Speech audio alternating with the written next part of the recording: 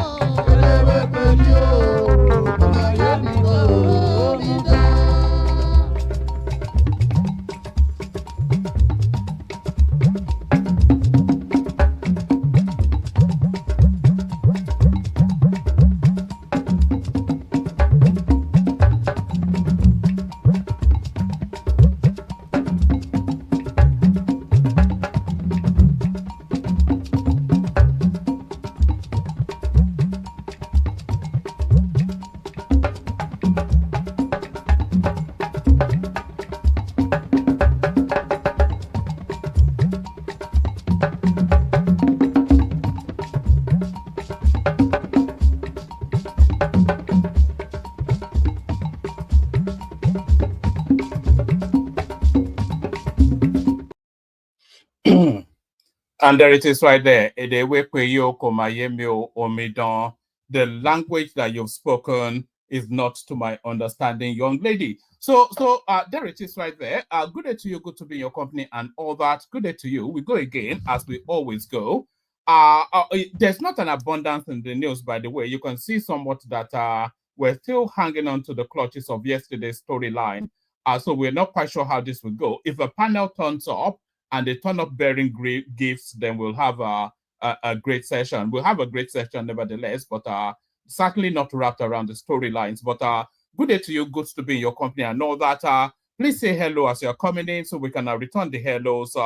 There's Agbado Omotinubu right there. Of course, the elegant Choma, the first lady of the, no, I would say, well, the princess of the platform. I think forever until the end, Dupsy will always be the first lady. So that's Choma right there, saying good morning to all of you. That's Ratel right there, saying greetings. So I say hello as you are coming in so we can acknowledge your presence. That's Lit Vlog Igwe, otherwise known as Charles. So there's Charles right there. Good to see you, Charles. All that. So good day to you, good to be in your company and all that. The protocol, click on the like button. At my invitation to do so, do so. If you're not already subscribed, we need 10 new subscribers, so please be one of them. Subscribe. If you want to come and join us on the screen, click on the hyperlink that says StreamYard. So that's your, let me resend it. So if you want to come and join us on the screen, click on the hyperlink that says StreamYard. It will bring you into the studio. As soon as I finish delivering the talking points, I'll let you onto the screen, invite your thoughts. So do all that. So like, share, subscribe, do all that.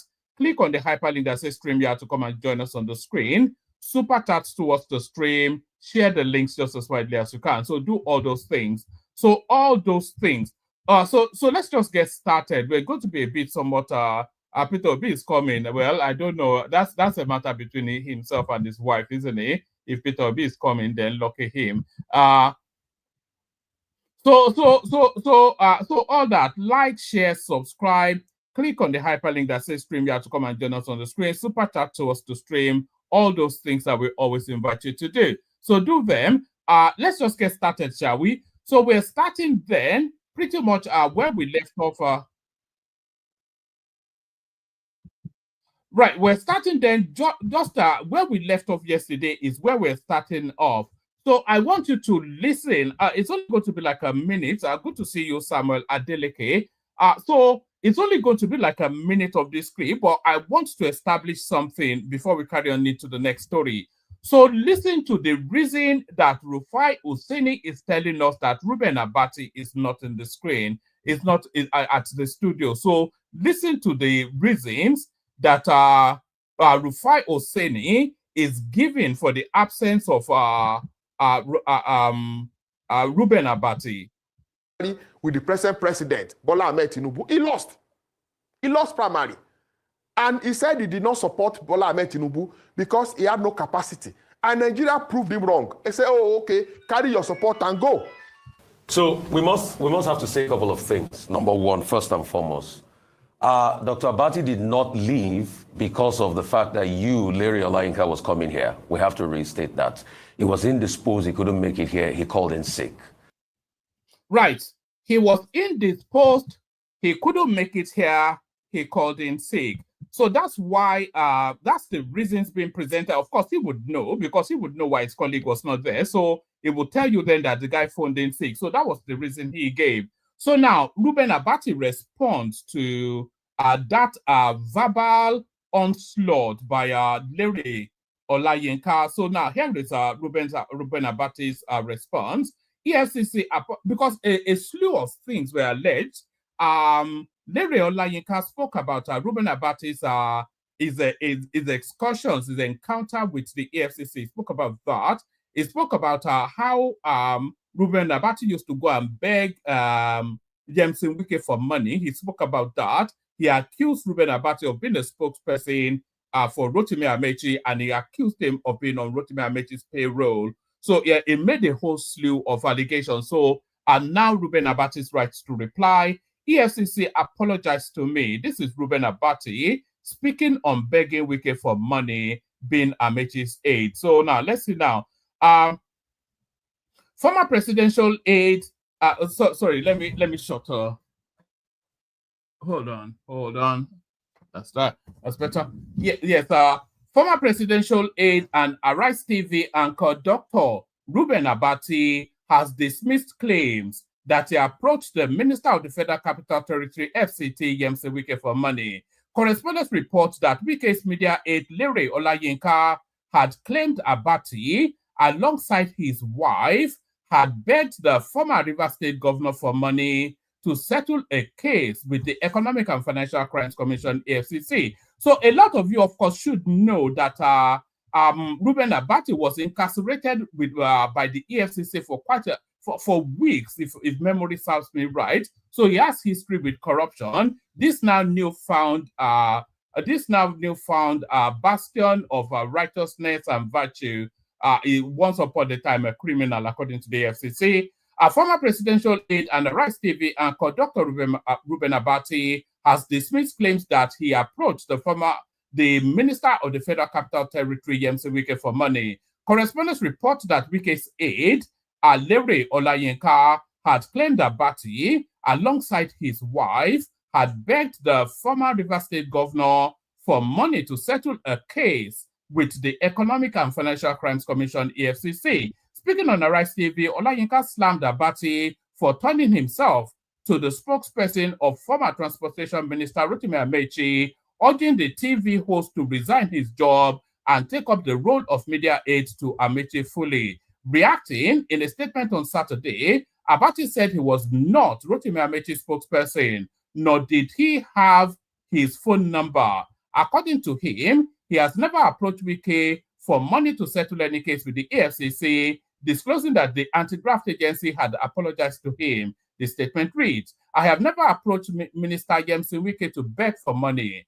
That is a lie. If anyone, including my ex-partner," so here is an addendum then, here is a get-out clause. So he's not going to pass it on and blame it on his wife. So I have never approached Minister Nyesom Wike to beg for money. That is a lie. If anyone, including my ex-partner, went to him under false pretenses to solicit funds in my name, place a clear disclaimer. Such actions were not authorized by me. Minister Wike reserves every right to call it out as a fraud. Like many others, I was invited by the EFCC for questioning, a lawful and procedural engagement. At no time was I asked to return any money. In fact, the EFCC, under former chairman Ibrahim Magu, later apologized to me. Lere Olayinka clearly misused the word hubris. A basic dictionary reference would have sufficed. I will not indulge further in responding to him directly. He's not my peer. I await a more meaningful conversation, if any, with this principal, not as proxy. And then it goes on to, it says he's not going to respond any further, but it goes on still. I am not Rotimi Amechi's spokesperson, nor do I have his phone number. That is a fabrication. I was not absent from the morning show to avoid any discussion. I was engaged at a pre-scheduled book review for Oprah Benson, Life and Legend, a 550-page publication by Dr. Udu Yakubu. It was a honorable intellectual commitment. I stand firmly by everything I have said regarding Minister Wike. Is a public official occupying a public office.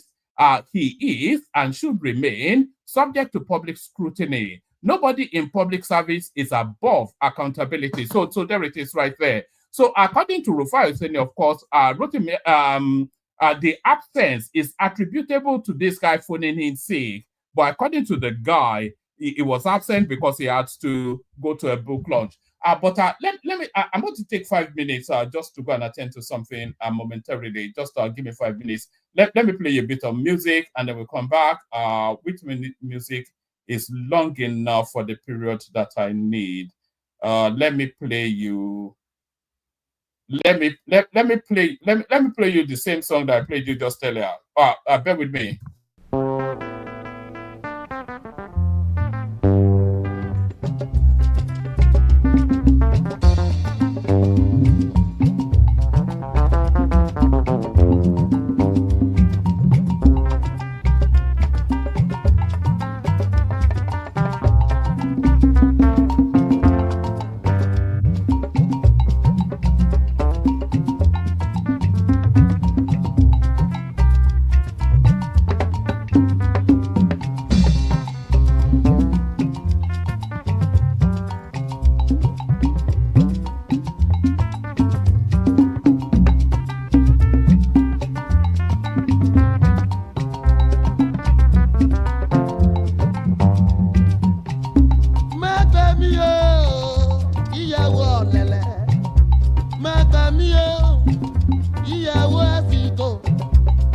Oniere Olayinka, Oniere Olayinka, kí ló ṣe mí ṣe wọ́n ṣe jáná ìyàwó, kí ló ṣe mí ṣe wọ́n ṣe jáná ìyàwó.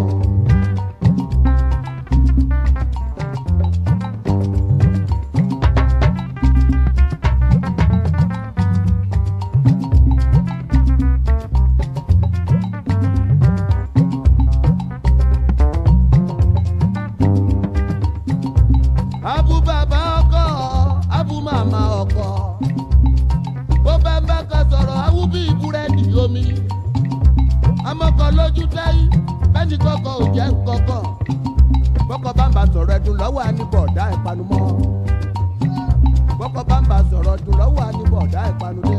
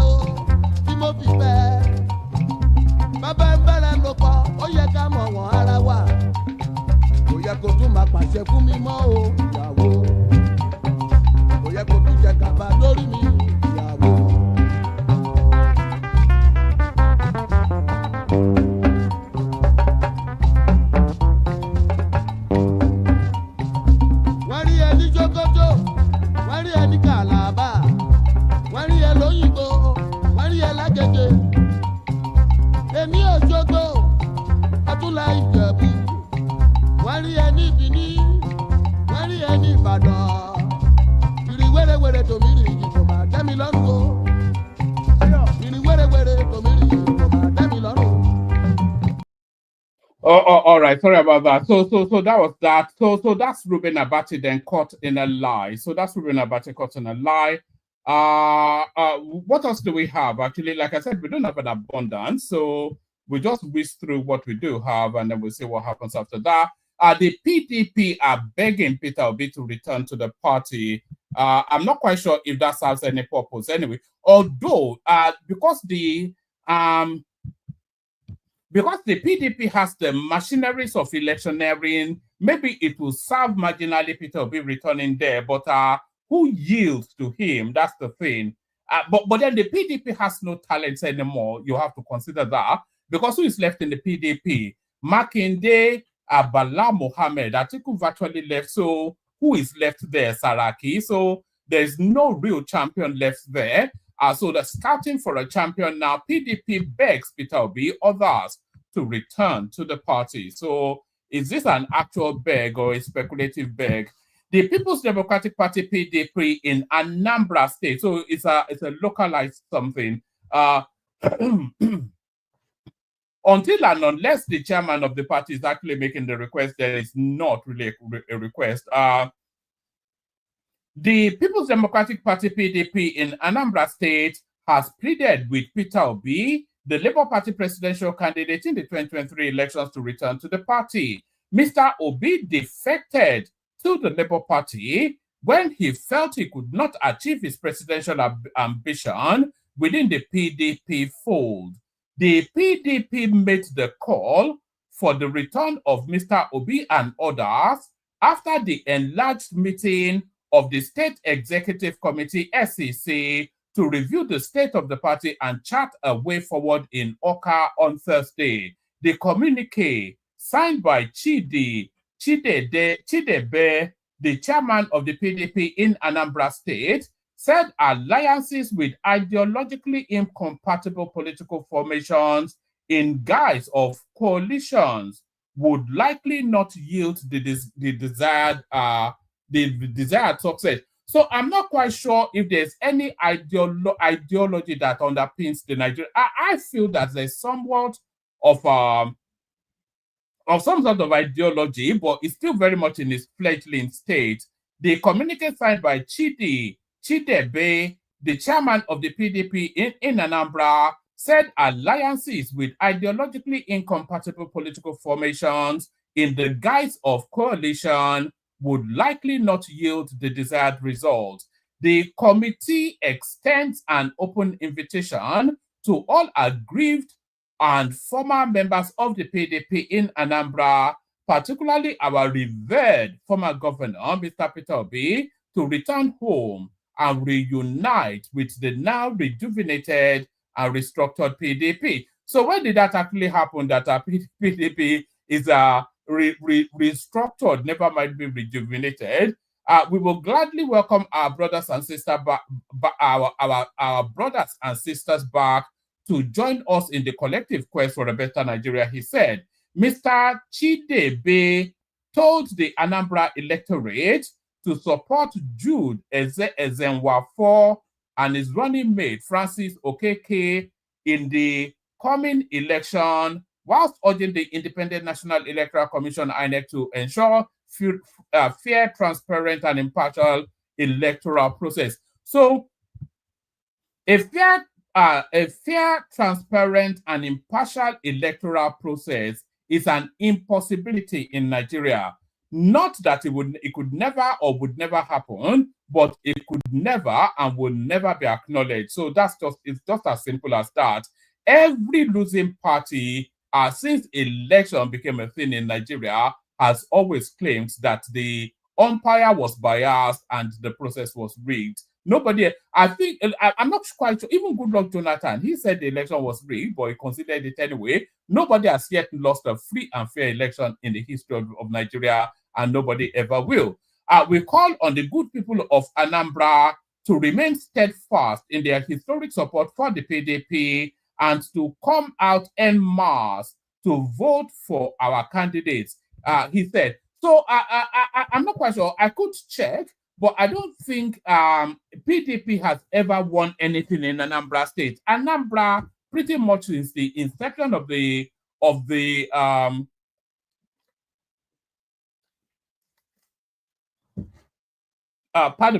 Anambra, pretty much since the inception of the Fourth Republic, has always been an Abga state. That's my understanding. I may be mistaken. We call on the good people of Anambra to remain steadfast in their historic support for the PDP and to come out en masse to vote for our candidates, he said. He announced the unanimous nomination of Clems Ezike to fill the vacant position of National Exco Executive, whatever Exco means from Anambra State. So that's that. So that's the plea then to try and get Peter Obi back into the PDP. I'm not quite sure how viable that is. Peter Obi is not averse to returning to the PDP, by the way. There's nothing stopping Peter Obi from returning to the PDP apart from opportunities. There are no opportunities for Peter Obi. Peter Obi tells us he's not desperate to be president, but it would not move unless it's on the ticket in 2027. So even the Labour Party ticket looking highly unlikely, but so there it is right there. They plead to get Obi to return to the PDP, especially from coming out of Anambra State. 2027, Lagos Group pushes for Tinubu and Bode re-election. So the only real thing that's making me bring this forward is the Ambode angle to it. Because I'm not quite sure how Ambode's name comes into play. Of course, Sanwo-Olu finishes his second term, so it's an open field within the PDP, within the APC. But is Ambode a viable option, especially as Tinubu has been fraternizing very heavily with the deputy governor of Lagos State in recent weeks? So what does this mean? Lagos Group pushes for Tinubu Ambode's re-election. Ahead of the 2027 general elections, a Lagos-based social-political organization, the Southwest Political Renaissance Group, has declared its support for President Bola Tinubu's re-election and former Lagos State Governor Akinwumi Ambode's return for a second term. The group made its position known. You see, this Renaissance group, it has some cachet within Lagos politics, but I'm not quite sure if where it leans. Is it within the wider caucus of the Tinubu space, or is it a different voice from the Tinubu narrative? If it's within the Tinubu caucus, then that is to tell you then that that space is flying, that Tinubu is flying a kite for Ambode's return. Ahead of the 2027 general elections, a Lagos-based social-political organization, the Southwest Political Renaissance Group, has declared its support for President Bola Tinubu's re-election and former Lagos State Governor Akinwumi Ambode's return for a second term. The group made its position known in a statement signed by its spokesperson, Dr. Sylvester Oguntuashe, affirming that President Tinubu has shown exceptional leadership with policies aimed at wealth creation, economic growth, and national unity. President Tinubu has demonstrated that he is a leader prepared to transform Nigeria through massive infrastructural development, improved security, and job creation. We support continuity in 2027, the statement reads.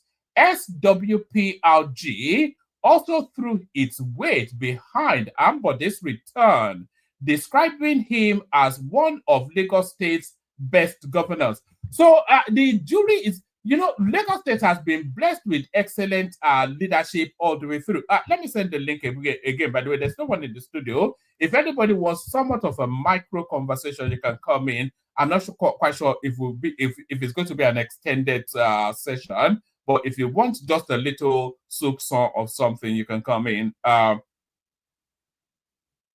Chairman should come to your place in Surulere. Look at this guy. Do you know? Chioma, are you going to Agbado's place in Surulere? Chioma doesn't go outside of the island, though. If she goes, though, she doesn't want to be stained by the riffraffs. Pardon me, I'm carrying a bit of a cold. I'm not quite sure. I'm carrying a bit of something. Let me take it from the top again. We go at speed. Ahead of the 2027 general elections, a Lagos-based social-political organization, the Southwest Political Renaissance Group, has declared its support for President Bola Tinubu's re-election and former Lagos State Governor Akinwumi Ambode's return for a second term. The group made its position known in a statement signed by its spokesperson, Dr. Sylvester Oguntuashe, affirming that President Tinubu had shown exceptional leadership with policies aimed at wealth creation, economic growth, and national unity. President Tinubu has demonstrated that he is a leader prepared to transform Nigeria through massive infrastructure development, improved security, and job creation. We support continuity in 2027, the statement reads.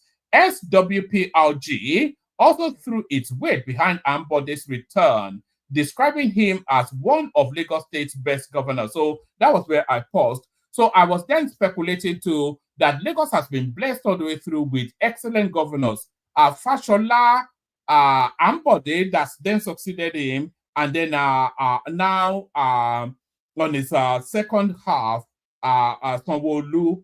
So I'm not quite sure who the best of that three. Let's leave Tinubu out for the moment.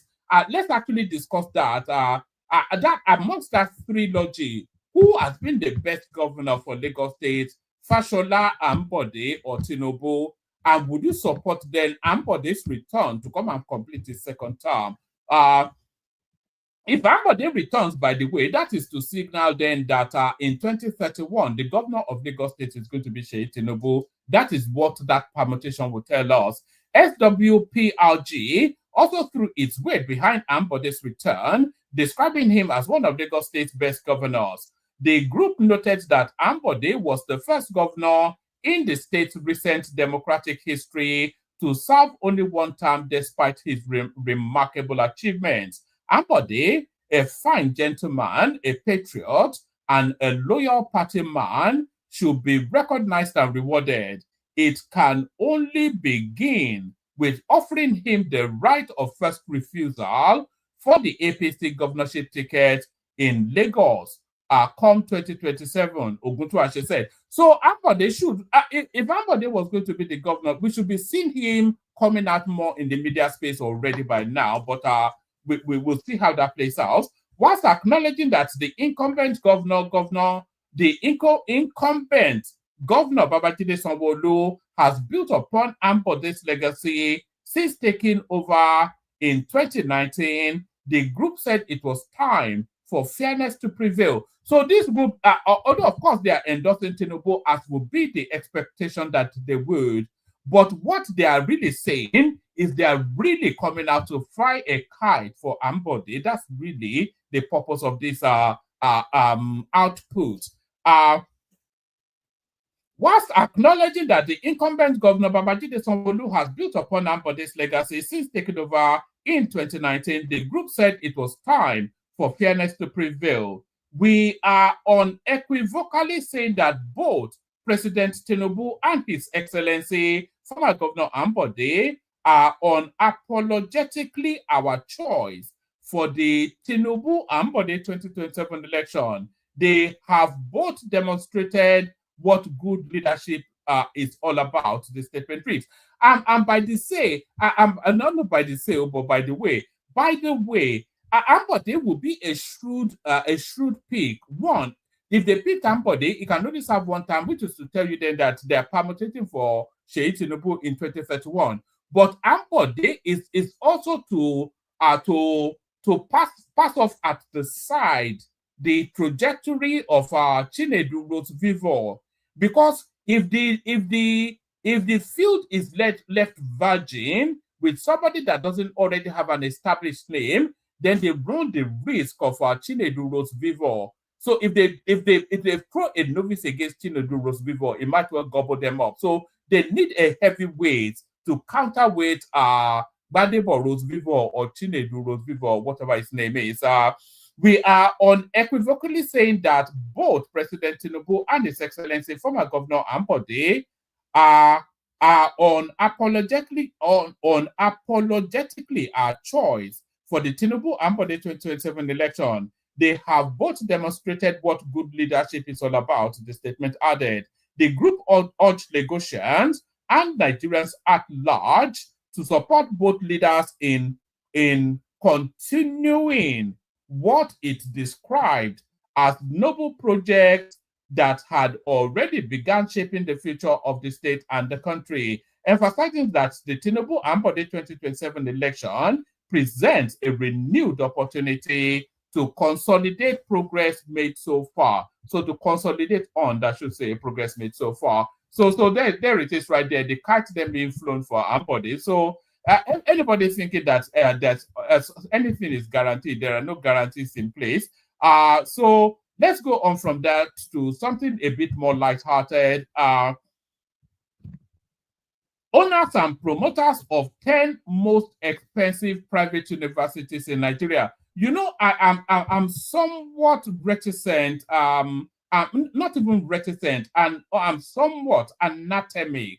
Not reticent, but anatomic to the idea of private universities. It seems counters something. I can't find the word that counters.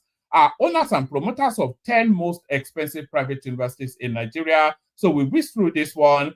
Over the last two decades, private universities in Nigeria have expanded rapidly from just a handful to dozens, offering alternatives to the often overcrowded and strike-prone public institutions. As of February 2025, there are 149 private universities in Nigeria. I wasn't quite expecting those numbers. I didn't even know there were 149 universities in Nigeria, never mind private ones. And this is coming from Naira Matrix, by the way. They don't often get figures wrong.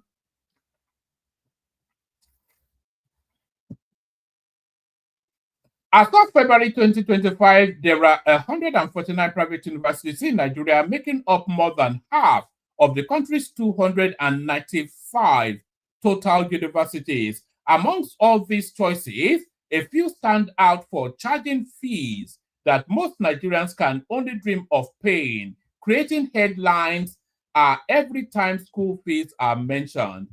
These elite universities cater to a small, wealthy segment of society far removed from what the average Nigerian can afford. Behind these top-tier institutions are powerful individuals and organizations ranging from political bodies to business moguls and international investors who have poured resources into building campuses that reflect their vision, values, and status. In this article, so let's say here is a list of the owners of the most expensive private universities in Nigeria. Oyedepo Covenant University, of course. I say, of course, this man with the squeaky voice. I would like to hear a conversation between Oyedepo and Peter Obi. That would be TV gold, wouldn't it? Covenant University is a private Christian university owned by the Living Faith. It was founded by David Oyedepo, etc. The university is located in Ogun State. It is affiliated with the Association of Commonwealth Universities, etc., etc. Covenant University operates a single urban campus in Ogun State. The university governance, how much are they charging? The tuition fees, that's really what we're interested in, isn't it? The tuition fees for most undergraduate programs range from 1.5 million to 1.7 million per session, depending on the specific department and course of study. So that's number 10. Where's the rest of the list? Where's the rest of the list? They said that number 10.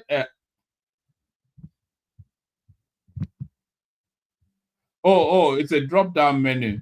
Oh, all right. So I'll just read it off here. I'm not going to go through one by one, though. So it's a drop-down menu. So number 10 is Covenant University. Number 9 is Redeemers University, which will be Pastor whoever did Daddy Gio, Adepoye, yes.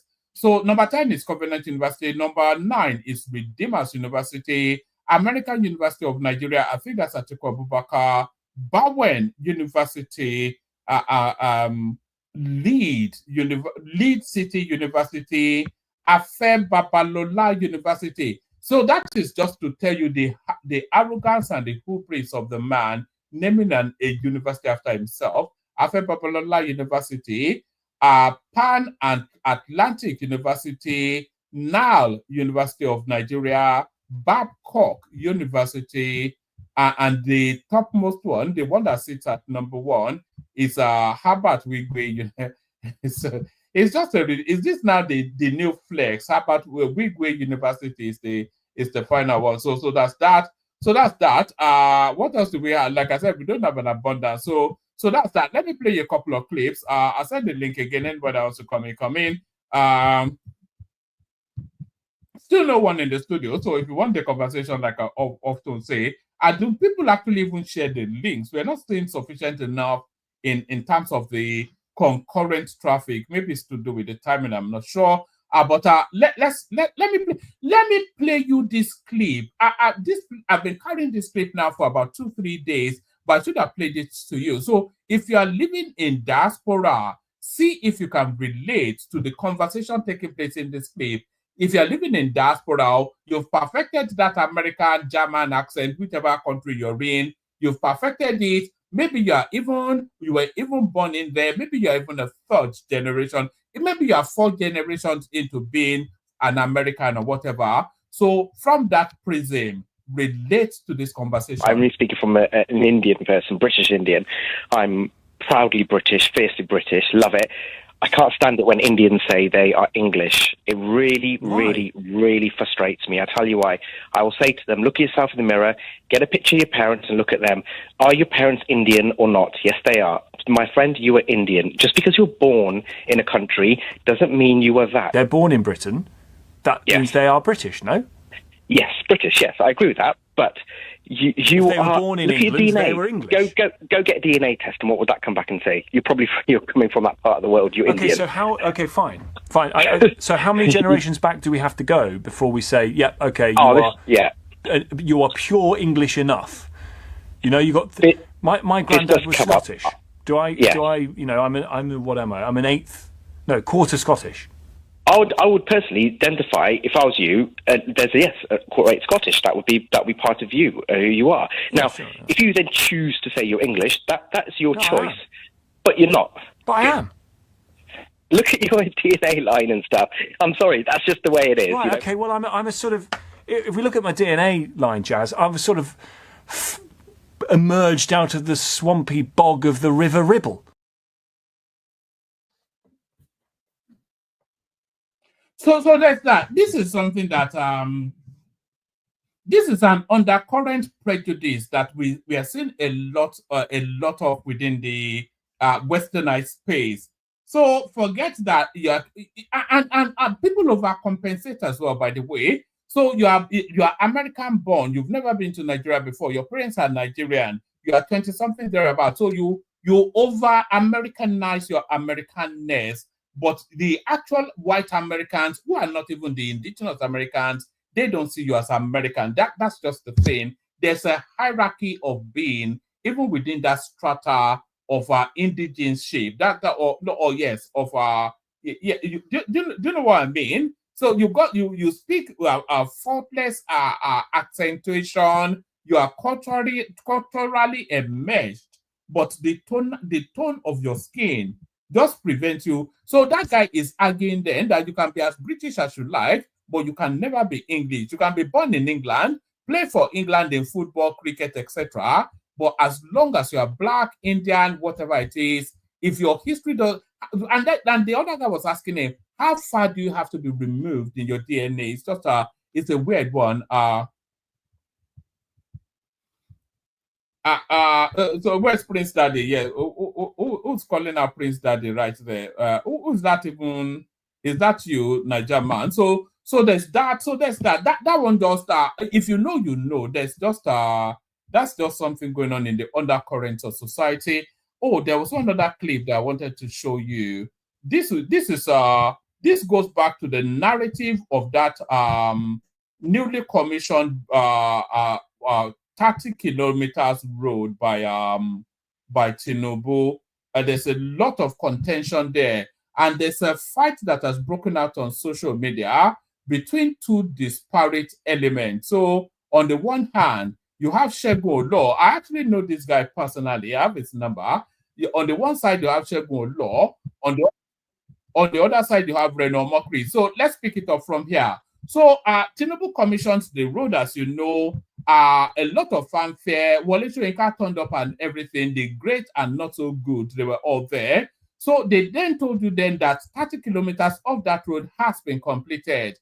But this guy now, Segun Olo of Objective Media, is a well-known personality, a good friend of mine as well. So he then went to investigate, and this was what he found. Because, of course, Reno Omokri, during the commissioning of that road, he claimed that he drove alongside Wole Soyinka up to kilometer 30. And this guy then went to interrogate that narrative, and this is what he found. Back to the coastal road today, 6th June 20 is a Friday, public holiday. I'm supposed to be at home enjoying the holiday like every other person. But because Reno, I hope he doesn't make a mockery of his family name, lied that he stood alongside Professor Wole Soyinka to take picture at 30th kilometer and that they drove up to this point. That's exactly why I'm back. This is 30th kilometer. And you can see it, prove it. Not be me, Makam. Not be me, Makam. This is the project marking by the contractor. The construction engineer marked this by themselves. I only have two questions for Egbon, Reno, Wendell Simley. You know what I mean. Number one question. Do you know better than the contractor, the construction engineer, who said all they have done so far and they summed up to 30 was nearly 20 kilometers coming from VI to Lekki corridor, and another nearly 10 kilometers. I'm sure that if we go to calculate the nearly 20 kilometers, if you don't even reach 15, the one that I've calculated so far that I went and drove and I saw the change marking was even the nearly 10. So that's number one question for you. Do you know better than the engineer who by himself confessed? I understand that the minister, out of sheer overzealousness, trying to impress everybody and the president, claimed that they had done 30. But even on the day of that, your ceremony, the engineer said, yes, even though they advertised that they are commissioning 30 kilometers, all they had done was nearly 20 in one part, another nearly 10 in another part. If you follow through this guy, by the way, this narrative especially, he actually caught Reno Omokri out in an outright lie. So Reno Omokri told an outright lie that this guy has factually debunked. But you, Reno, you want to claim that you know better than that engineer. Prove it. That's number one. Number two question is, this corridor is along coastal villages. In which village is kilometer 30? Me, I know it because I've come here now, and I came in through Ekwakete. Prove it to me that you and Professor Wole Soyinka drove to this point. Where did you pass to drive to this point from VI to come and show? You sat in a cozy car inside convoy, and you are claiming that you came to this place to come and snap. How? How did you get here? Look at the road now. Look at the. This is kilometer 30. They have not even sandfilled up to the required height. Pay attention to the fact that this guy keeps that Segun Law, his name is, his platform is called Objective Media. Pay attention to the fact that he keeps on saying kilometer 30, kilometer 30. And there's a good reason why he keeps re-emphasizing kilometer 30, because Reno Omokri, in the images that he put out, said the photographs that he took with Wole Soyinka, Professor Wole Soyinka, was at kilometer 30. Alone of compacting it, and let alone of concrete pavements. In fact, there are some places, if you go further, I will show you. By the time you get to Iwerikun now, you will see behind the palace, they have not even cleared it, let alone of sand field, let alone of connecting it. So when I say it's disjointed here and there, they skip some places, they sand fill it, they impress themselves. They skip another kilometers, they sand fill it, they impress themselves. From VI to Okwaja, Musiri Kogo, Mopo 1, Mopo 2, Ekwakete, Iwerekun, Awofin, Odushina, Jegi, Solo Rumija, Solo Alade, Igodo, Debojo, to Eleko. I know this corridor to an extent. Reno, tell me in which village is that kilometer 30? And by the way, to those APC online urchins, those data boys, I pity you. It is ignorance that is making you to be collecting 10,000 data allowance to come and be attacking us. You think it's about me? You can lie on paper, you can lie in documents, you can lie in whatever appropriation you are doing, because citizens have no access. All right. So that's the point he's making. So Reno Omokri now picks it up and he tries to wiggle his way out of it. But I think this guy actually caught Reno in a lie. Do I have the Reno clip? No, I don't seem to.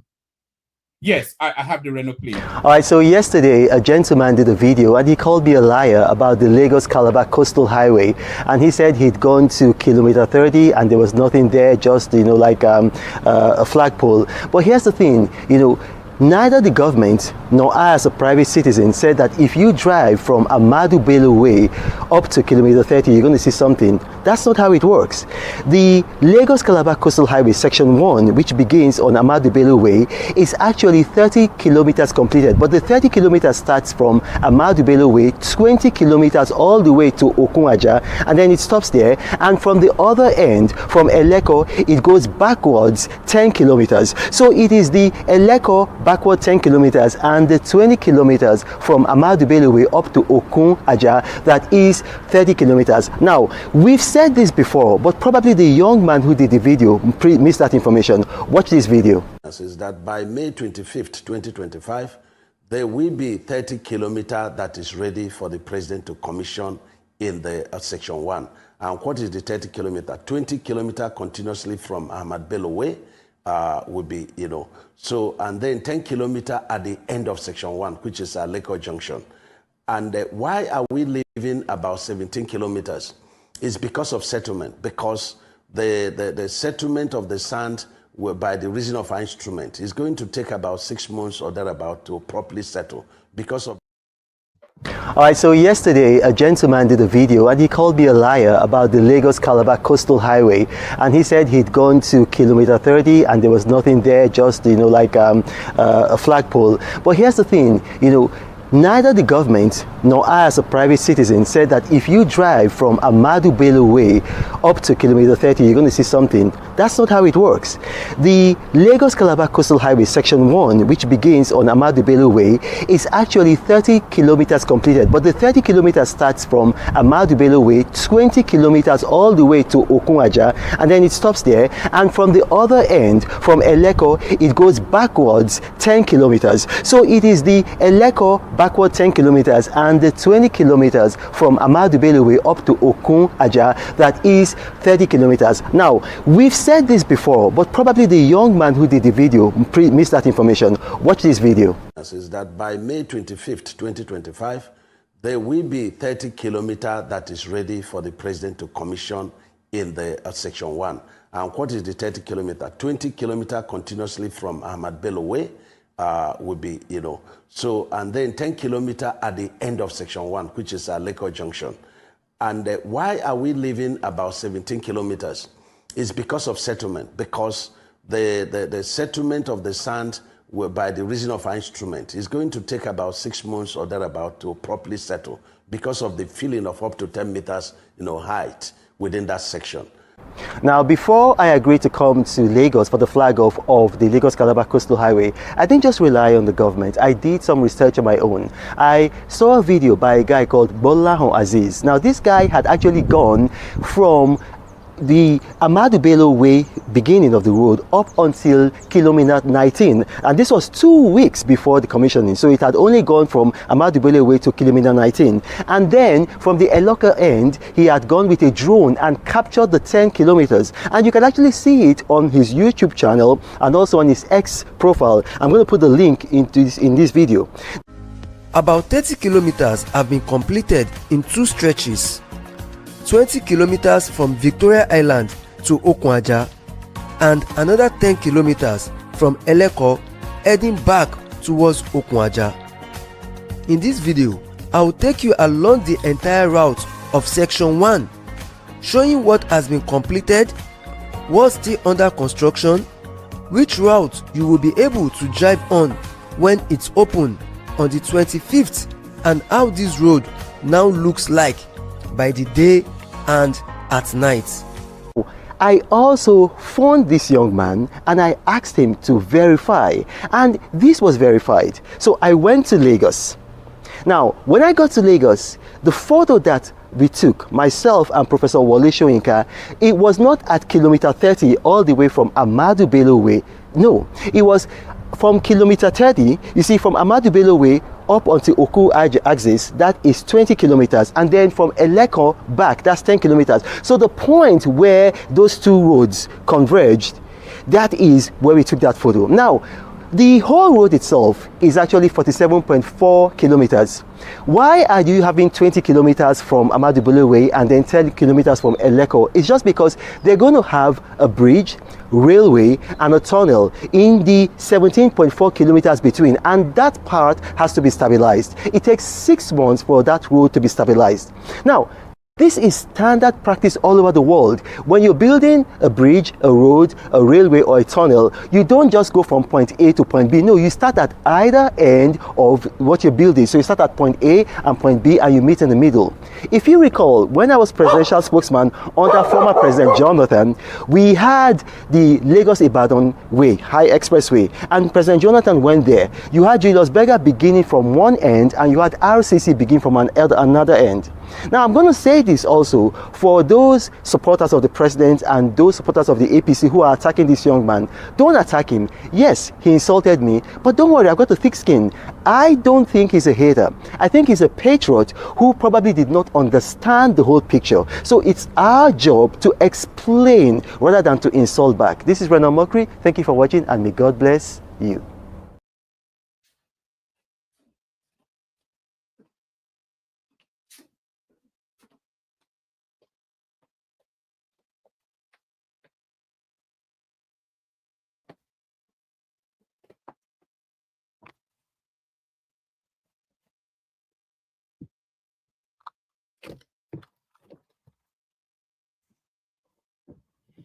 All right. Sorry about that.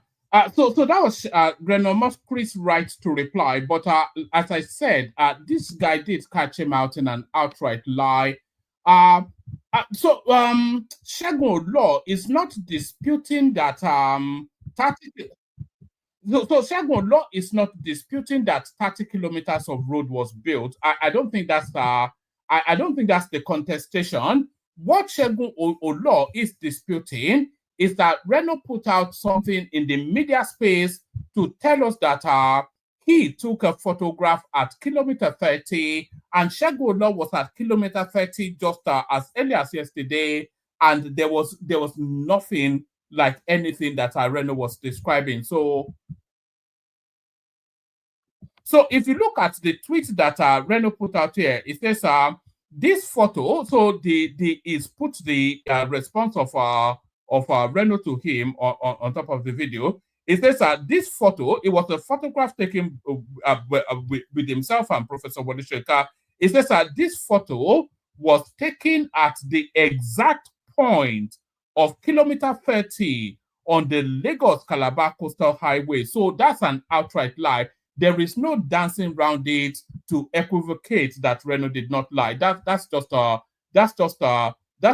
outright lie right there by Reno Omokri. So that's Segun Law then catching him out, and this cuts into the credibility of Reno Omokri, by the way, because Reno Omokri, he tries to present himself as a facts and figures man, somebody that walks the details, but this time it was caught in an outright lie. It's just as simple as that.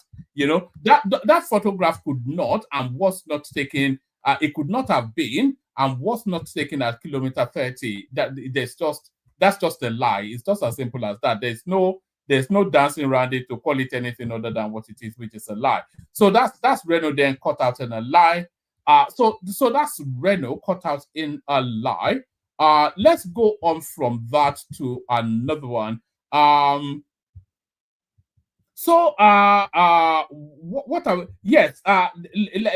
me play you. You know, I wonder about Wike's capacity for a fight sometimes. He seems to be fighting so many people on so many quarters. It's in a till death do us part fight with Atiku Abubakar. Is in a till death do us fight with Fubara, and it now seems to be taking on Wike as well. Watch this. That he told the president, I won't support you. You have no capacity. A president who identified me, he said he had no capacity. Something must be wrong with you. It is you who have no capacity to know that this one has a capacity. 17 days of commissioning of projects under the commission. 17 days. It has never happened. For 17 what day? Every day, every day, every day. We have to plead with the president, share it. Give some to the vice president. Give some to the senate president. Give some to the speaker. Let everybody see what he has done in Abuja. The governor of Osun State. So that's Wike right there, holding the knife to, or putting his jackboot rather on Rotimi Amechi's neck. So have you ever wondered who the richest man in the world is? Have you ever speculated to that? The richest man in the world is a Nigerian, of course not Dangote, it's not Elon Musk, it's a Nigerian. But which Nigerian is it? It may surprise you. The richest man in the world, by my reckoning, is the CEO of Redeemed Church, the general overseer of Redeemed Church. Watch this. When I did the rough calculations, when I saw this video, when I saw this clip I'm about to play you now, when I did this rough calculation, beyond equivocation, it cannot be any other than the richest man in the world has to be the general overseer of Redeemed Church. Watch this. Do the calculations once you hear what this guy has to say. Different redeemed, but this I'm talking about the Redeemed Christian Church of God. That the GO and Pastor Adeboye is the general overseer. We do monthly remittance. Quote me anywhere you go. We do monthly remittance, and in that monthly remittance, weekly activities, attendance, income, Sunday services, attendance, income, all go to Lagos.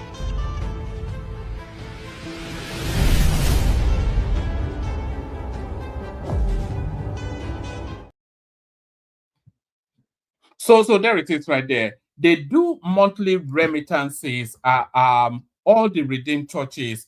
So now, don't think Redeemed Church in Nigeria, Redeemed Church think globally.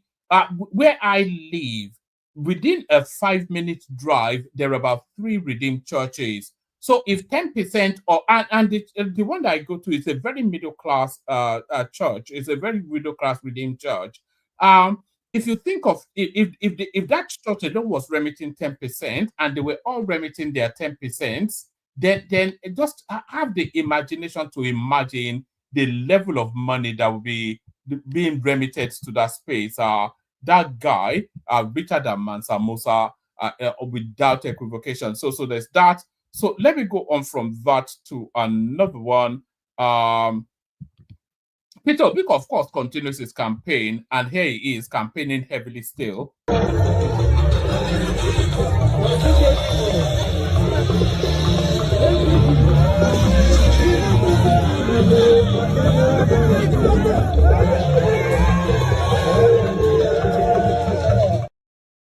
So that's Peter Obi right there, relentlessly at it.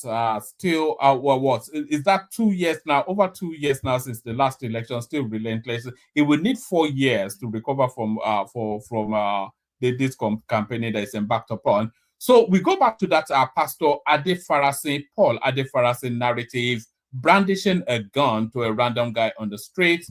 All right. So someone tagged me to this video on Tunde North's page and said the founder of House on the Rock, Paul Adefarasin, pulled out a gun on a content creator.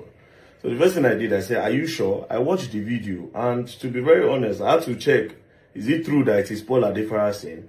Now, if you look at it, you see that there's a close resemblance. So it looked like it's Paul Adefarasin. That's number one. Number two, is that actually a gun? I had to zoom in to be sure. And honestly, this looks like a pistol, which is very, very disturbing if it is a pistol. And this is where the police need to do an investigation, I beg. But that pistol, because I know for the fact that pistol is not legal in Nigeria. They don't give you license for pistol. They only give license for revolver.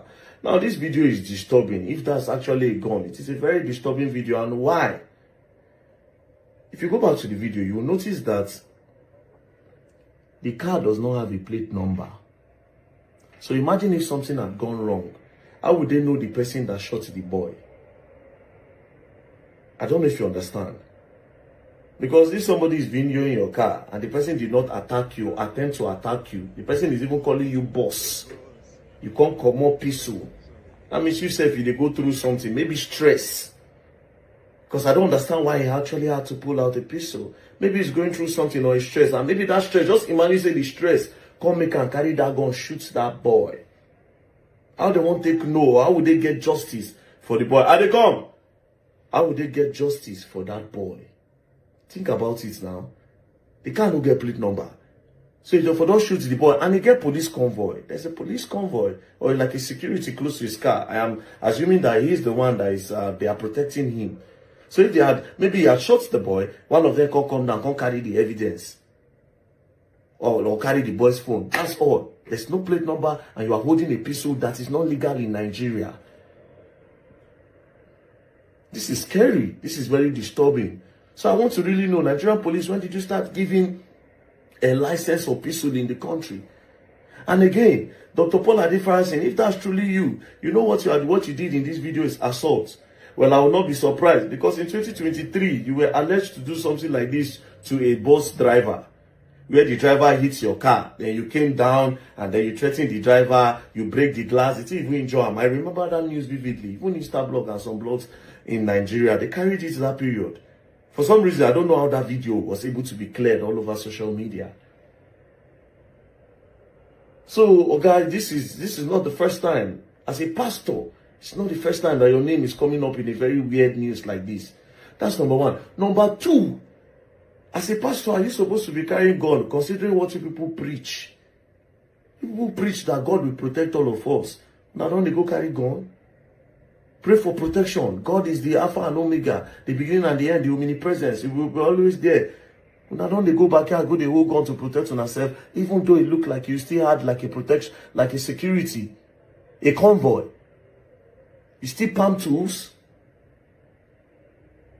This is very, very disturbing. Me, I'm just scared that people are now allowed to carry pistol in Nigeria.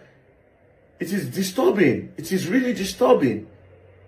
Please, if you don't be allowed, I beg, Inspector General of Police, if it is not legal, I need one. I need one, to be honest. Because I know they thought that they attack me, they attack me. Now God, now they protect me. And not just that, it's not even about myself. If it is legal, let us know. Make I carry all the money ready for NGO. Yes, I will beg everybody who contribute. Say we are not going to do the school project again. The borehole project is being cancelled. We'll go buy tools, carry and go Benue. Go give all those people where they buy for Benue. We'll carry and go different states. Benue, Edo, Jos especially. Benue and Jos especially. We'll go Ondo, we'll go Taraba, we'll go Bayelsa, we'll go. All right, so the way Nigerians say they defend pastors, to be very honest, this country, it go hard. Nigeria go hard. So Dr. Paul Adefarasin have come out to say that wasn't a firearm. But before Dr. Paul Adefarasin can talk, I did see a lot of Nigerians say, to be very honest, that's not a gun, it's a taser.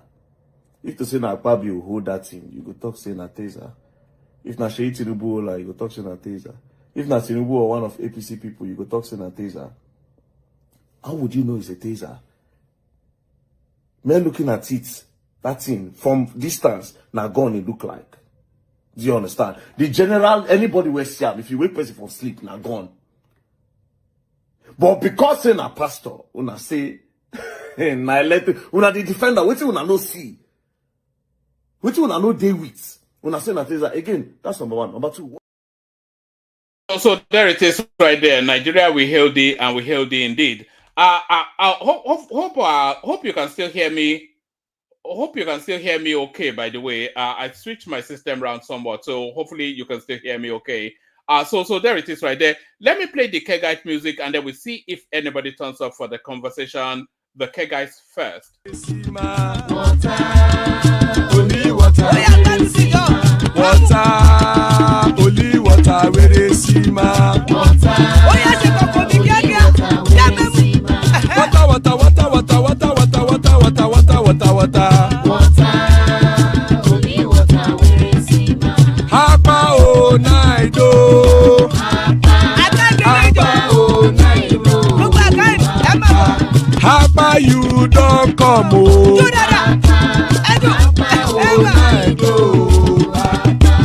Hapa oh naido.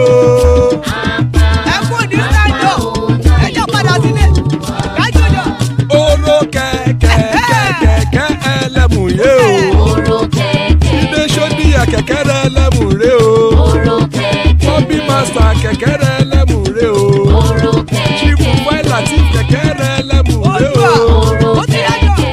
Eruku lẹ̀lẹ̀ ẹlẹ́mùdé.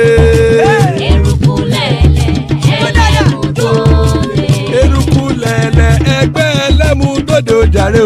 Eruku lẹ̀lẹ̀ ẹlẹ́mùdóde. Eruku lẹ̀lẹ̀ Ghana ti dé ẹgbẹ́ bọ́dì o. Ọmọ ẹlẹ́yẹ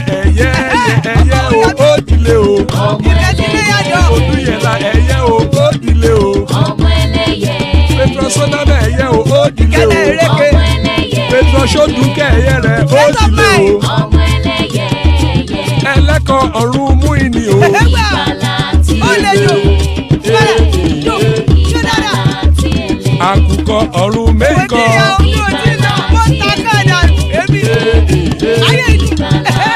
Ikú kò ní ríwà gbéṣe o.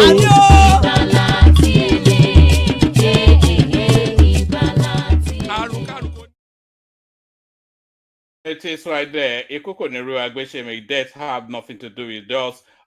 Joining us after a long hiatus, there's Baba. Good to see you, Baba. Ogbeni is in the house. Always a delight when Ogbeni is here.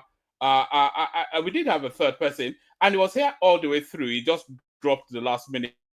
It was even here before I came in. But that's the assemble so far. So plenty of room still. Anybody that wants to hop on, hop on. We kick it off. We start it off with Baba. Baba, good to see you back.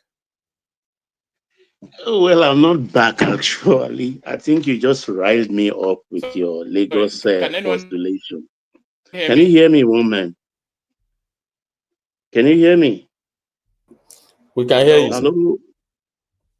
Yeah, you. I can. Yes, I can. You can now. Okay. Ogbeni báwo ni o?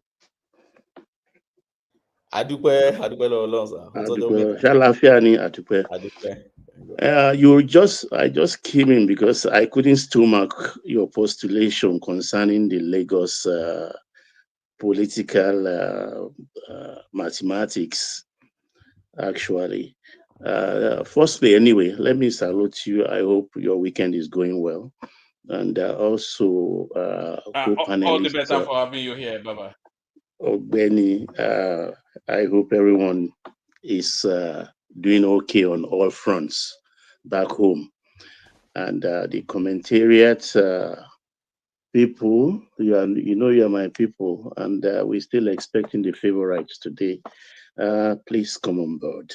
And for our esteemed and able listeners and watchers, viewers, I formally welcome you, and I hope you've clicked the like button, most essentially, and share subsequently, and do subscribe if you haven't done so. The Lagos thing actually is the one that I came to talk about. It's a very dicey thing at the moment. We've not recovered from the Obasa Miranda political activities, and it's getting worse actually with the local government elections coming on, and it's creeping towards a dangerous ground. But I just hope common sense will prevail, because we have a common reason to be one, stand as one at this very moment. And Togiri Obalanu, Alangba Olirai Wobe, and people are already on their mark to actually infiltrate and escalate the whole thing, to the extent that as we speak, the president is being pushed, convinced, and being pushed by some elements I will not mention. You see, we have all these mushroom groupings in Lagos, things like that. They want the president to impeach Sanwo-Olu. And I don't think the president is going to do it. I wouldn't say he's capable, but then the first class Obas in Lagos and those other ones that are not first class, let me put it that way. I think they shouldn't mind that at this moment the president is isolating them. I think they just have to gather with the Eleko and prevail on the president to leave Sanwo-Olu alone. To leave Sanwo-Olu alone. Yes, of late is acting as if he's bigger than his breeches, which is wrong. I can't blame him. When you are in that kind of situation and your state is awash with money, it takes a special person, not to falter or misbehave once in a while. But the sins of Sanwo-Olu actually is not something very grave, but it's something any man can commit, because the money is coming from Lagos, right, left, center, back, front. At this moment is just humongous. And it's not using it well. And a lot of influential group, if you listen to the president talking about reclaimed land, as on 2 patches of the Lagos Lagoon towards the Ekpe Peninsula, they filled them. And that's not good for environmental protection of Lagos. Very, very dangerous. They were advised not to do it. The same thing happened during the Banana Island project. They did not allow the sand filling to settle against the advice of Westminster Dredging Company that did the sand filling, to wait at least for 3 years for the banana reclamation to settle. They did not even wait 9 months. They start developing. And today, most of the houses on Banana Island, the foundations are becoming very shaky. What is saving Banana Island so far is what the work high tech has done to stem the overflow of the ocean into the lagoon like it used to be before. And Sanwo-Olu has gone ahead. People have pressured him. Those 2 places, they want to make some development and create a special area again, like Banana Republic. And the president is angry, rightfully so. I agree. But does that interpret into an impeachment? No, for God's sake. No. I hope it won't get to that stage anyway. I'm very, very sure. Good reason will prevail, because the idea is Amzat to take over. And of course, like I've always insisted and told you, one man, that Amzat is the next governor of Lagos State. The president's son, she is never in the equation. No, never. Perish that thought. Can you hear me? Yeah, I can hear you clearly. All right, brilliant. Because I switched systems, and I'm okay. hopeful that this one is. Have you been okay listening now. too? Yeah. No, So, I've been listening. Yes. This idea of floating Ambode, where do you think it's coming from? Like I told you about this mushroom grouping. We have the Renaissance group. This Renaissance one is even new. We have the renewed Renaissance or something that is for islanders. We have the something front. Those ones that are in a lot of groups like that. So they are the one pushing Ambode this thing. Ambode, as far as I'm concerned, is not coming back. The best they can do for him. Do you think Amzat will be strong enough to handle Rhodes Vivo? Amzat is the brain behind what is happening in Lagos State today. People just call Sanwo-Olu. Amzat is the man, because he has been there all along. He served under Fashola, he served Ambode, is now serving Sanwo-Olu. He is going to take over from Sanwo-Olu, and they want to hasten that for about another 2 years so that he can smoothly win the election. But I think we should not act in haste. They should let Sanwo-Olu be. They are prevailing upon him to slow down seriously, and of course, follow whatever is being put down for him. He should not just go solo or go rogue.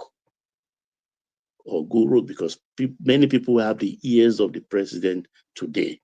So just let me leave it at that. They should not impeach him. Let Sanwo-Olu be. Then the other issue, actually, is the 2027. Why the North, they are vehemently and almost like, let me say, violently opposed to Tinubu winning 27. This is the truth. The North, their immortal fear of Tinubu restructuring the country if he wins the second term. They know he will do it, and they don't want it. That is at the heart of their violent opposition to 2027. But they are just playing. He will win, he will restructure the country. Because the resources of that country has to be controlled by the owners. By the owners, because realistically, we are not one people. If you travel and you go past, by the time you go past Ore, leaving west, southwest, you enter into Edo, you hear another language. You go into Delta from Edo, it's another language entirely. You cross the River Niger Bridge, it's another language entirely. We are ethnic nationalities. We have to develop at our own paces. Nobody should hurry anybody. Everybody should be a form of confederacy. Should be a form of confederacy. What you have in your land, you own it 101% and pay tax to the center. That center is too attractive. That's along the line. This restructuring have to take place. Even dangerously, even Shetima as a VP is opposed to restructuring. And you ask yourself, why? The answer is in that interview, granted or panel sitting, the Bauchi governor was involved a couple of days back. You saw him sitting down. He was denying that he's receiving 3 times what he used to receive 2.5 years ago, just of recent. You know what stunned me in that interview, Baba? He claimed he's still paying the old minimum wage. Of course, all of them in the North. When people are even paying so all 80, this extra 85. money, they are just pocketing it again. Yes. That's what they do. That's what they do. And there are people, that's why I was mad when Azan was here about 4 days ago. I was really mad when he was talking about... It's an ethnic jingoist anyway. It's an ethnic jingoist, isn't it, Azan? You see, there are a lot of insincerity from the North. From the North, and let me shock you, they want to use Obi. And I think the Obi followers, the inner caucus, they are cleverer and sharper. Because let Azam come out here and swear that they are not opposed to an Easterner ruling Nigeria up till today. Let him come out and swear. These are the kind of they have a visceral distrust of You see, this is the look. I spent 3 days in Abuja. I spent the 8 hours only in Lagos before I came back. I had a lot of things.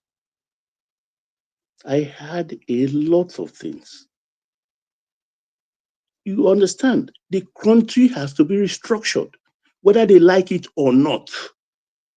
Because all they do is just pocket the money. Against what Ahmadu Bello had tried, the foundation he laid down so that they can catch up. If that man were to have lived up to the 80s and rule that part of the country, it will have been a very different thing entirely. They will be like Tunisia, Algeria, Morocco. That's what the northern part of Nigeria would have looked like. But unfortunately, his agenda was cut short in that 1966 coup, until these rascals who went to school on scholarship, none of them in the north today, the political leaders, pay one dime for their education, even up to Atiku, who is far older than most of them. That's the agenda of Ahmadu Bello, and took care of what we call and refer to as Margiris today. But these rascals came, they pocketed the whole thing, diminished the humanity of their people proudly, and they will blame the South for everything. Because when I saw Bala Muhammad was saying we form a committee to look into the wage structure, after over a year, after over 9 months, a lot of states have been paying even as high as 85 in some states, 85,000 in some states. And you are not even afraid. Open your mouth and say you are paying the old wage. How much is the old wage? 30,000. You're paying in this inflation high Nigeria today.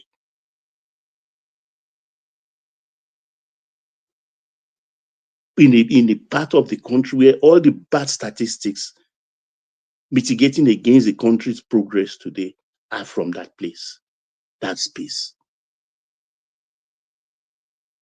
And they talk about security, security, security, security. Why are they not secured? Why are they not secured? Why are they slowing us down? Because they consider Niger their people, they consider the Chadians their people, they consider the Malians their people. They operate a seamless border there. There is nothing a southern president can do. We cannot move against any of these countries. Cannot move against any of these countries. The security, Jonathan hired mercenaries. Oh, Jonathan is killing our people. Why are they killing our? They invited Americans. They came just as supervisors or as technical advisors. Oh, they kicked against it. Why are they kicking? Why did they kick against it? So I'm not bothered about it. It remains there. If they want it, well, they destroy their space. They are not destroying my space. They are not destroying my space. Because these people are not serious. They are not serious. All the things bedeviling their places, they are involved up to their neck. And they've made Nigeria so unattractive because of the bad statistics. Whether they like it or not, that country has to be restructured. And resource control will be at the heart of it. Because why are they afraid? When they had the power structure, more so during the military times, for which they have ruled the country for about 48 years,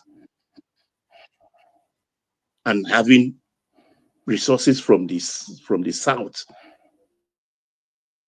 as oil magnates. But today they have the lithium. It's a problem for the south to access their lithium. It's a problem for the south to access their gold. And from 1985 to this moment, every subsequent board of NNPC, they're investing millions of dollars, if not up to billions. Since 1985, I've been aware about this, looking for oil in the north. What oil? What do they do with Is all that that not just money? a conduit for fun? Sorry, Baba. Is that not just a conduit for funneling? There is absolutely no chance of if there was any oil in the north, they would have found it already. And billions and billions and billions and billions. During Buhari era, they did about 2-3 billion. They're looking for oil in Bauchi. I say it's You know, every where year in is it? NMPC's budget. Even they force the hands of Ojulari now, the new group MD, to also buy into that, to say we will continue, because they will never let you rest. That thing with which they have put their teeth onto, they will not leave it. They are like crocodile. You have to kill them first. Isn't it time we just had it out with these people? We can't They continue to know live it's in only perpetual Tinubu that fear. can do it, one man. They know. And they know 2027, if you won that election, that's exactly what's going to happen. And they are hell-bent on making sure he will not win that election. But then they are treading very, very dangerous ground. But I know them as cowards. Because when they get to that edge, they will not jump. Because comparing their lives, their living standards, even as worse as we calculated, is better than that of the Niger, Chad, or Mali, or so-called Burkina Faso. They know. They know. They have to wake up, because their land also is not barren. It's rich in resources, but not like the easy one, like the flow of oil and other things. Let them till their floor, their earth, and make money out of it. I yield, one man. Ogbeni is waiting. Yeah, Ogbeni, please carry on. Okay, one man is no longer there. I think it's system. So just I carry am on. here. So, yes, I'm here. You know, as ever, battling with my. Thank you, Baba. You spotted it. Carry on, Ogbeni. The floor is yours. Well, anyway, let me greet everybody, all our panelists, and those ones that are still coming. You're invited. Please run quickly, enter the room, and let's discuss. It's about our country. We need to keep engaging on our country. Let me start from where Baba is taking a pause. As a Southerner, I don't really complain much about Northerner. Beside the fact that I have one in my house, in my home, but I don't really complain. Why? From 1999 to date, or okay, let's extend it a bit and say from 1999 till 2031, which we're all looking up to. And for me personally, I want Tinubu to continue to then. Put them together, there'll be 32 years of democracy in Nigeria. Southerner is going to be there, or will be there, for 22 years. 8 years, a Southerner who took over from the military and happened to be someone from the Southwest. Obasanjo 99 to 2007, he left there shortly after. Another Southerner from South got to power, spent 6 years. Now we have another man, 2023, and we're expectedly to 2031, taking a shot for another 8 years. Put together, by my own calculation, that's about 22 years. So the Northerner is not going, they put them together, it means as at 2031, they've not even have probably close to half of what a Southerner has. So why would I complain as a Southerner if we have someone from the South there who couldn't do anything to allay this fear or to address this kind of fear? And as a Southerner, I will come out to still be complaining that, oh, the North is Nigerian problem. So why do I have my people there? Why do they contest? Then they should leave the Londoners to be running the things, then don't contest. What am I saying? What I'm saying is this: if there's a problem with the Northerner, then do something about it. You are in power. Tinubu is in power. Jonathan was in power. Obasanjo was in power. Most time they say, okay, remove Jonathan because you are Lily Liver. But you can't tell me that Obasanjo too was Lily Liver. You can't tell me that Tinubu is Lily Liver. These are guys that are tough guys. Remove Jonathan from that equation anyway. But these are tough guys of a constant K in an equation when it comes to Nigerian politics. So they understand why they are there. So why wouldn't they do it? Who is? So to me, I call it what they call in fallacy argumentum ad baculum. That's you make misericordia, that's appeal to pity. So we pity ourselves, try to comfort ourselves and say, not is the problem. Oh, what do they really need? They do this against us. But you have a southerner there who is in control of things. They've accused Tinubu most time of nepotism, favoritism, and okay, fine. Let's even agree that is true. Then that means he has put people there to do their work, who are southerners, who understand all these things. Somebody recently was talking about the IOC. I went for a symposium, and the issue came up. It was a symposium on ECOWAS and the West African sub-region, and so we're talking, and they were complaining about Babangida's OIC, and I laughed. Oh, you have Babangida OIC, but since then you've been having president who would, when they leave office, they'll be complaining about the OIC. But when they were there, what did they do? You had National Assembly. Did they even make any move to remove Nigeria from this OIC? And even if it's going to be difficult, but make a move first. Let somebody raise it in the House and said, in the National Assembly, and said, look, they drag us into a particular association when we were running military government, but we don't think it's in line with our secular status that we champion as a country. Then is it not the time for us to remove ourselves from this useless organization we find ourselves? Why are we there? But nobody would do it, but we still come out and complain. So for me, I respect Baba's opinion, and I think both Northerners and Southerners are our problem. Our leaders are our problem. It's not about the tribe someone come from. I think when it comes to them steering the affairs of Nigeria, looting things together and make all this policy, they don't even care about religion and tribe. They do it together. About Bala, I've said it before. I was in Abuja throughout Bala time. That guy was a colossal failure in Abuja and a corrupt man. If not for somebody like Jonathan, he could only work under people like Jonathan. People like that Bala cannot work on that Tinubu or even Obasanjo. Well, it was FCC minister throughout Jonathan's time with this my client, his late night. I think he died 3 weeks ago. The man from Ekiti. They were both minister. The late one was Caleb Olubola, the Navy captain. That one was Minister of State. And then Bala was substantive minister, and we knew what they did in Abuja, how they pack the money from FCT to go and contest in Boshi, and now he's safe-faced. You can remember this Bala was picked up with Abati and all of them. They were all in EFCC detention. And Nadi Usman. Yes. But today you see all of them coming out and talking.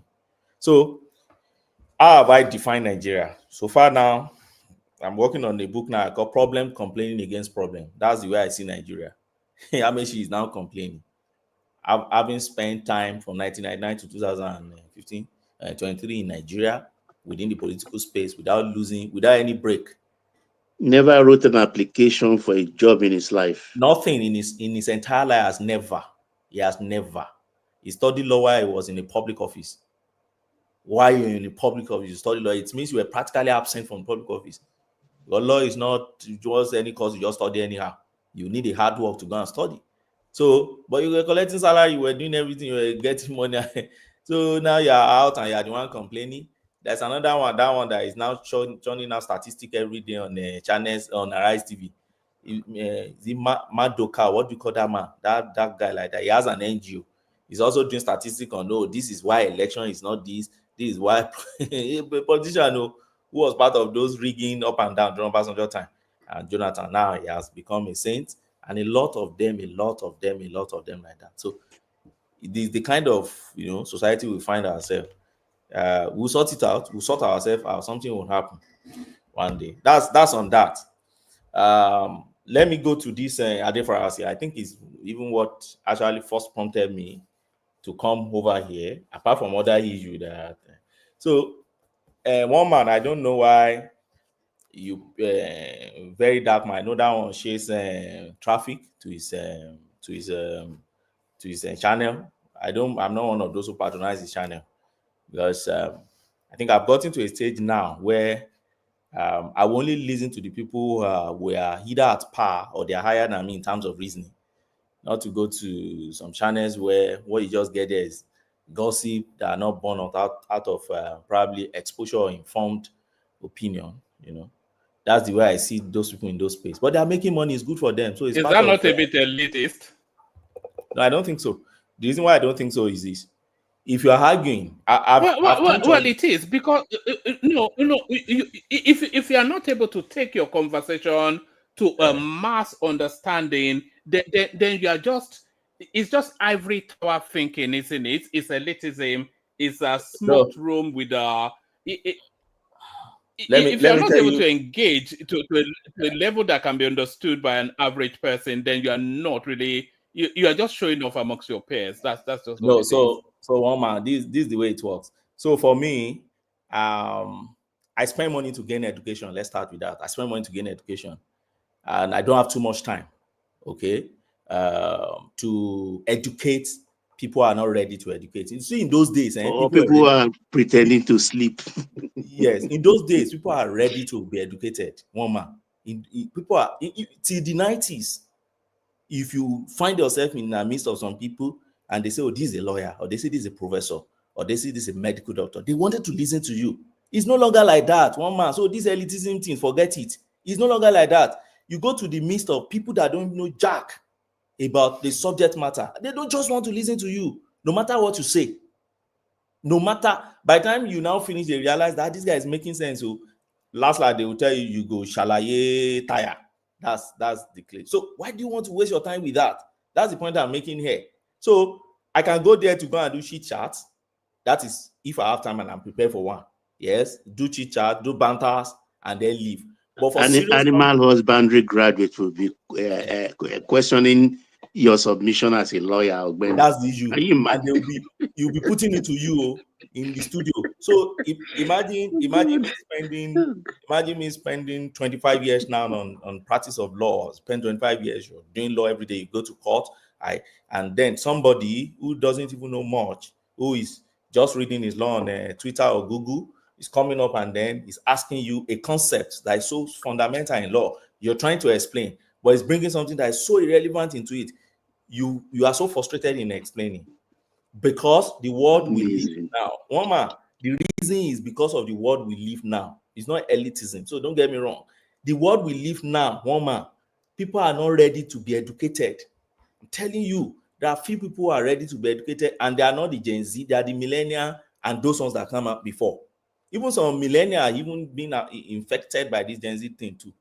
Their approach to learning is what they know is what they know. You see, man of person is one of the maybe the old school that is being caged in the bracket of the millennial of the Gen Z too. He will tell you and say, "I know what I know." Don't tell me that is American thing. I know what I know. Don't tell me. When you use words like that, you know what you know. You're not ready to learn. That's the issue. So why do I have to be wasting my time? You see, I detest that comment because it's not that it's even a redundant statement to me that I know what I know. Of course, you know what you know, but do you know what you don't know? Do you remember the deputy governor or the deputy president, the vice president of America, Dick Cheney? Said there are no knowns and there are known unknowns. So it's not so much you know what you know now, it's you don't know what you don't know. You have to leave your mind open to assimilate it. But that's where the frustration comes in. One man, Ogbeni, you know the funniest one? The Burkina Faso thing they are crazy about now. Yeah. That housing estate, for instance. Take it to Algeria, bring it and tell them, this thing that you are saying is in Burkina Faso was copied from Algeria. That's where the project is taking place. They don't want to hear. They don't want to hear. They don't want to hear. They tell you, we know what we know. We know what we know. All those things. They are not things. They are not my thing. And so you just start to look at, is this a human being? Because they close their mind. And Baba, you see, I can't blame many of them. Because I think it's a societal thing, and I think it's something that. Sorry, Ogbeni. Sorry, Ogbeni. Can people actually hear me? Okay, we can hear you now. Okay. You can. Yeah, yes. Go ahead. All right, brilliant. I was going to say actually that Burkina Faso narrative. I take a different reflection. By the way, when they're telling us that the guy is speaking in crisp English from a francophone country, barely literate, so it's all contrived, it's all AI generated, and all of the images coming out of there, they're just people either photoshops or people just things just taken off Google images. So it's all nonsense. But it speaks to a wider aspiration from the African space that they are fed up, they want a new type of leadership, is really what they are saying. Not that they really, I think everybody knows that guy is just an opportunist and a fool, but Okay, one man, look at it from this way. Yes, I think I agree. It's the wider aspiration of Africans and every human being, okay, to be free from whoever is tying them down. But the question you want to ask yourself is, first, are you well informed about what is really tying you down and why you are being tied down? That's the question I ask many of my students in class, particularly if I find myself in the community of Blacks and then we're engaging on matters that affect Africa or the sub-region of West Africa. The question I last asking them is, how much of your history do you know? How much of the ties you have with the West do you really know? Where are you moving towards? Is it the East or the Middle East or the Arabs or the Asia? If you are moving towards, have you read about them? Do you know? So I asked a question in one of these workshops. I said, okay, Burkina Faso is moving away from the West, but it's moving towards Russia. Tell me any country in Africa that Russia has never supported and helped. I've not seen any. Zimbabwe used to be my litmus test. I said, Russia was practically backing Mugabe throughout his lifetime, but they messed up their economy. Why? Because your goal is to hate the West and you're fighting the West. While you're fighting the West, whatever Russia is giving you, you're taking it to Ukraine and sinker. You'll be in trouble one day because Russia is struggling on its own. And they are colonialists. So why were you moving from one slave master to another slave master? Now, if you want to emancipate ourselves, have you read about countries? Ask them more. Have you read about a country that were with the West, but at the same time they find a path that helped them still with the West? They got their liberation. I give an example of China. I still keep telling people, they say China closed border for 20 years. I say, where do you get all this fable you always talk about? Won't you just go and read? If you can't read, don't you have people who are educated in your house to just educate you? Or you open YouTube and listen now. Just Google. One Google is okay for you. China rising from developing to develop. Try and read. They closed their economy. Who told you? Who did you bring China into Security Council member in the United Nations, if not the same America? Now, you say, oh, you're fighting America, but you want to build your nuclear. I remember on this program one day, somebody was saying, why would they not allow us to build I listened with two Ninja. Yes, I think it was Madam. I don't know who was engaging that person one day and said, or is it Adewale or Enigmatic said, you need a bargaining strength on the table. That is how the world works. They say you need to lobby. You need to put something on the table before they allow you. See, Iran today, they are still dealing with Iran in having that thing. There's a reason. Even Syria. Look at Syria. Russia went into. Look what happened to Syria. Yes. So my own is, yes, we're ready to emancipate ourselves. Fine. Is the wider narrative fine, but we can't base it on propaganda like they do presently for Traoré. You're doing nothing, but they are promoting you doing something. When you do little, they promote the exaggerator as if you've done. We've had it before in Africa in the 60s. That's what in one of the workshops. Ogbeni, look, yes, an educated person, unbelievable. One of the people I respect sent me something about Traoré. Yes, I think 3 days ago, that he went to the village and hugged his mother in those touched thing, and this gentleman was so emotional that look at him, look at where the mother lives, and I just replied, say, do you know this is AI? And he did it. Since then, I've not heard from him again.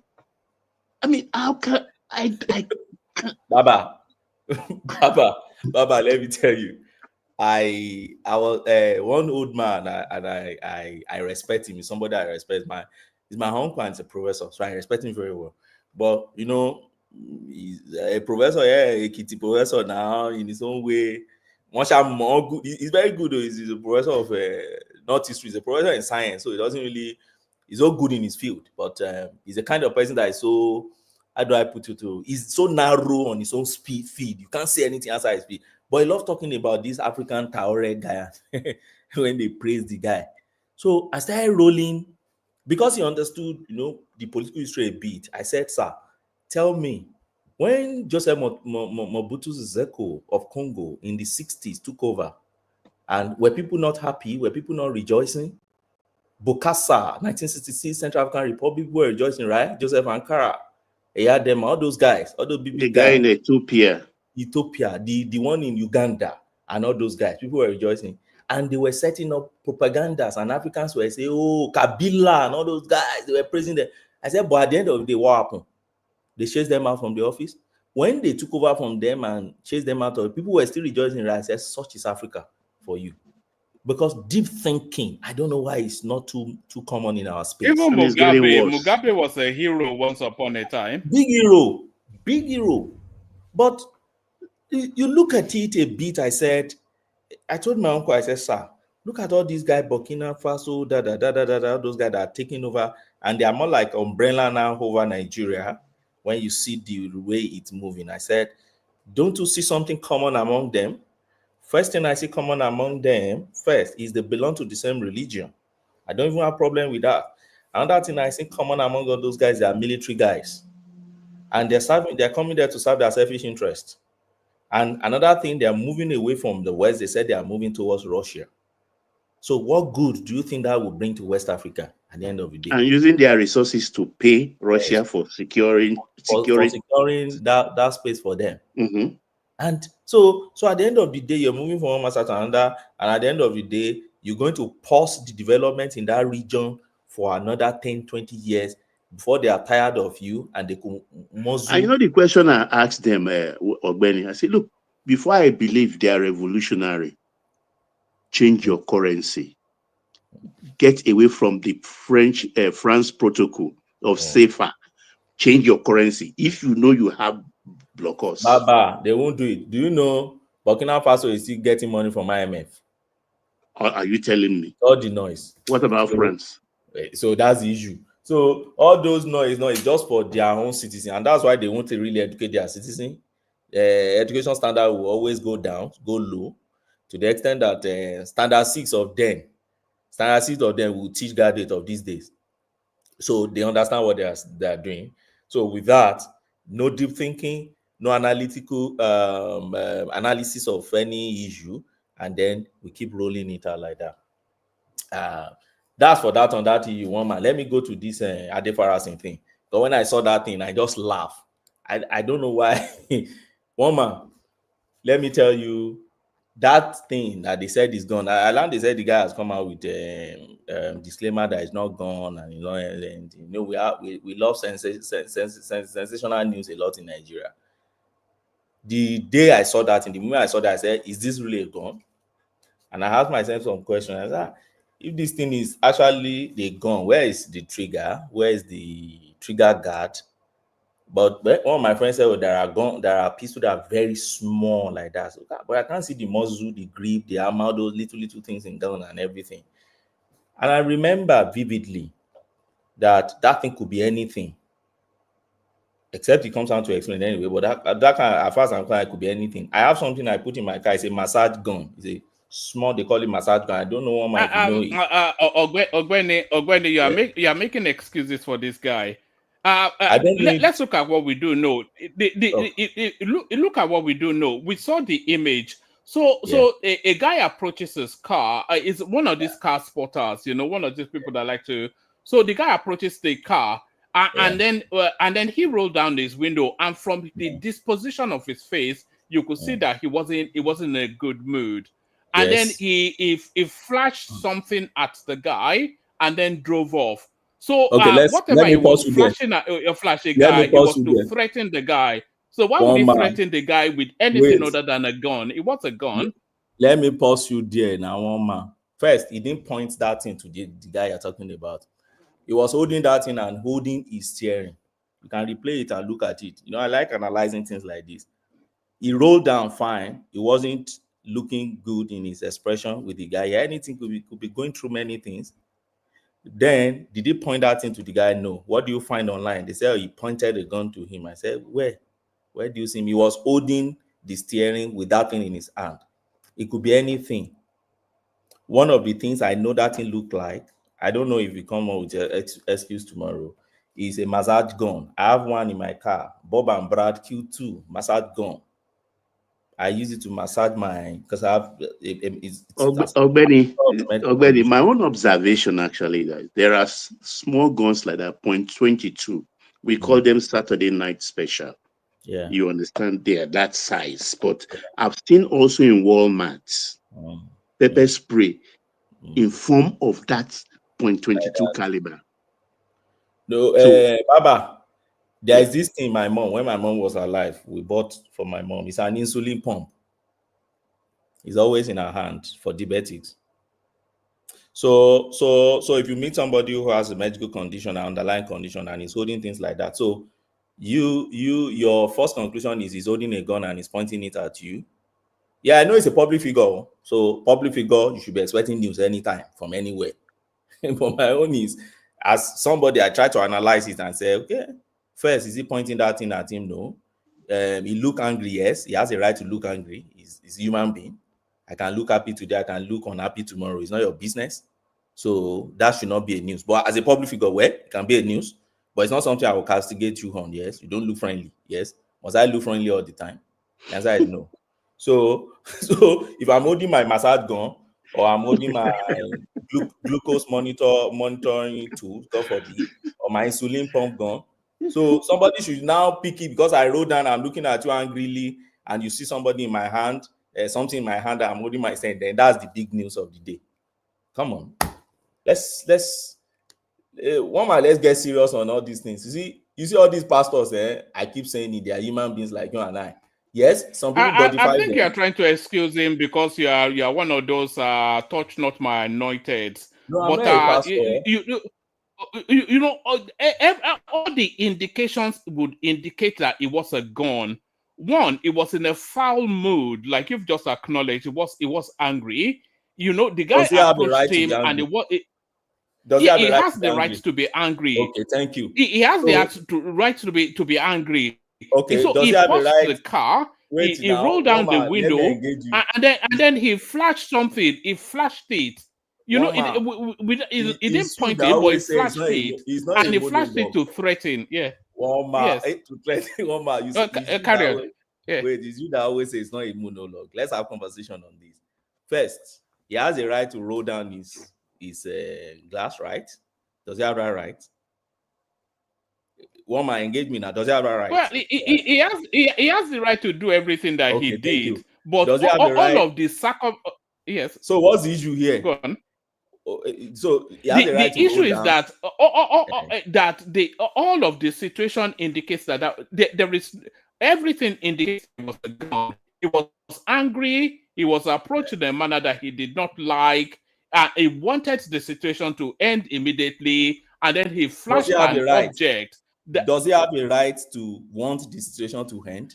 Does he have that right, sir? He has that right, but not to enforce it with arms. Okay, so the only thing wrong here is whether or not that thing is a firearm, right? So if it turns out not to be a firearm, is there anything wrong there, woman?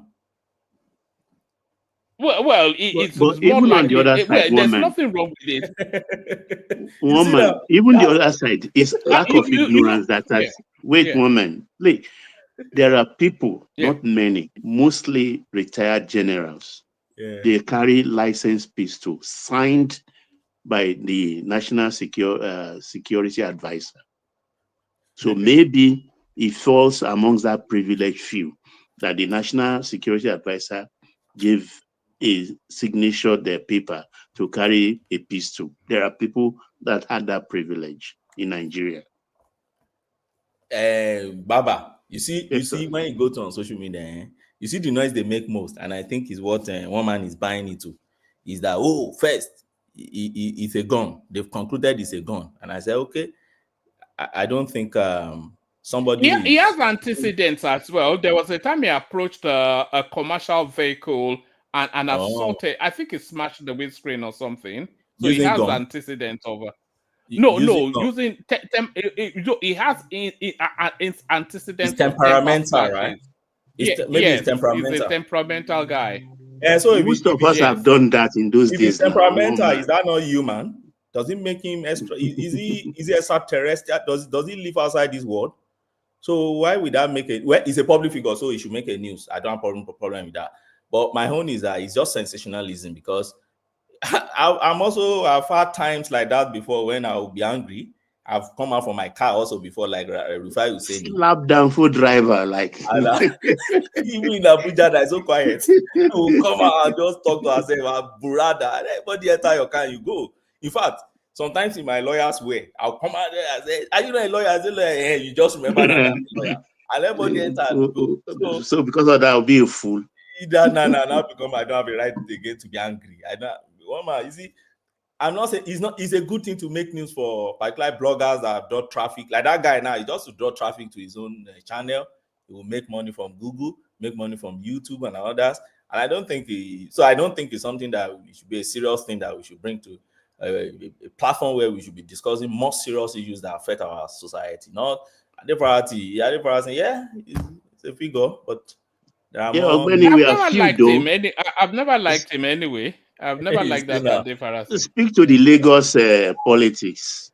Okay, so Lagos politics. I think Tinubu will make a very grave mistake of his life if he continue going after Sanwo-Olu to the extent of impeaching him.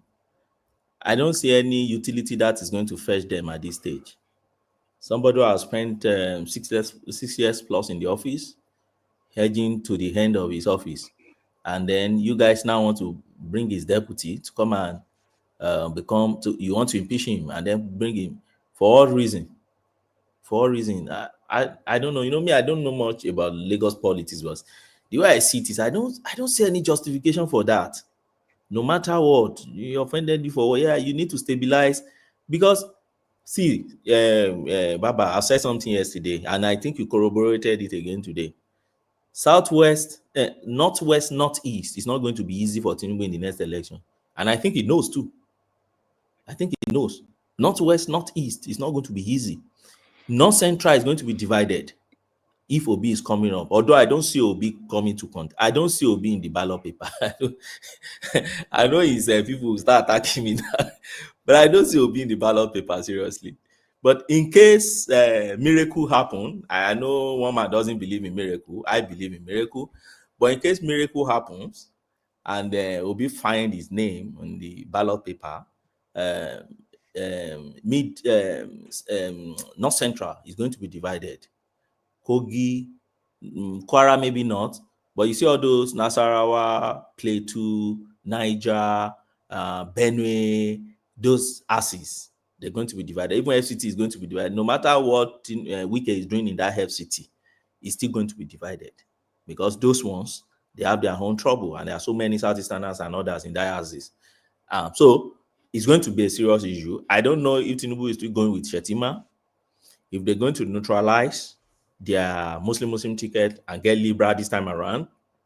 Possibly that will help him to have an edge in the North Central. Probably if it's going for somebody from the North Central this time around, where they might be play two or those asses that can help to pull out something. So where is the base? It's going to count on.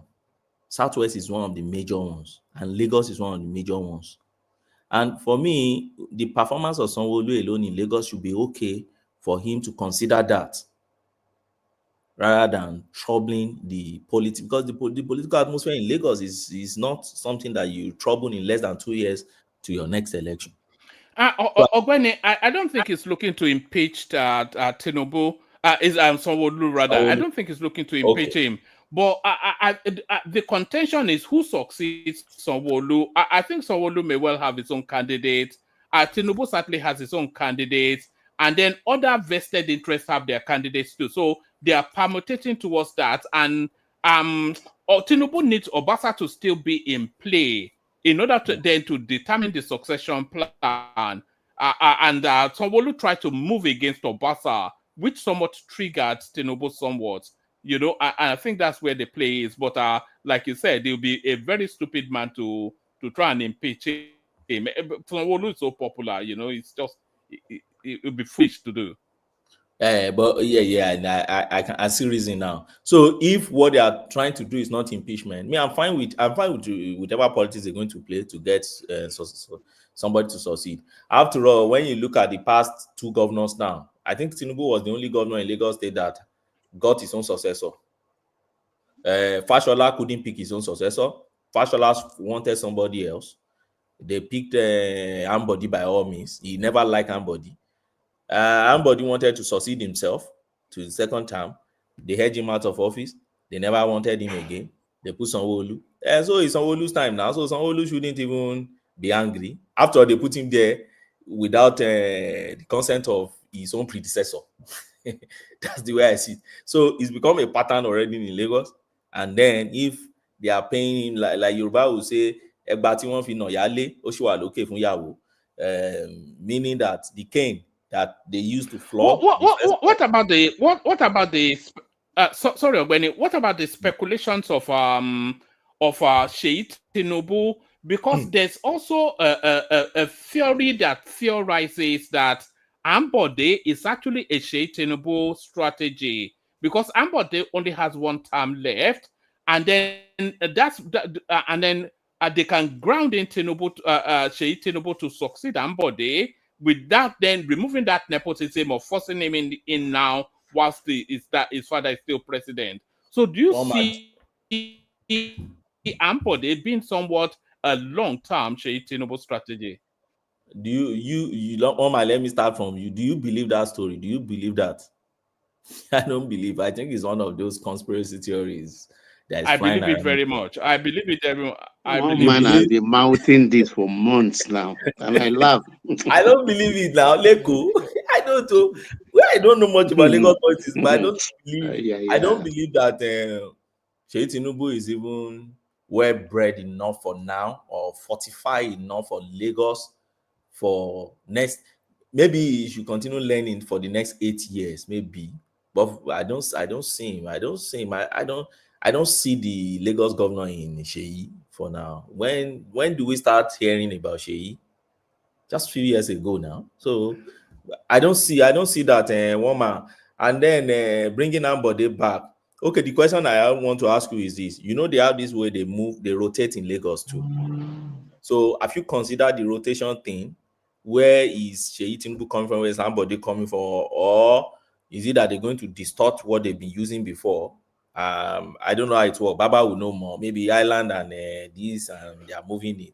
I've told woman the dynamics is the tone of their worries. Actually, whether their worries in Lagos State as mapped or in Ogun State, it is the tone of their worries. Is that the deputy, sir? That is deputy, and of course, is the tone of also a Muslim. So Hamzat qualifies.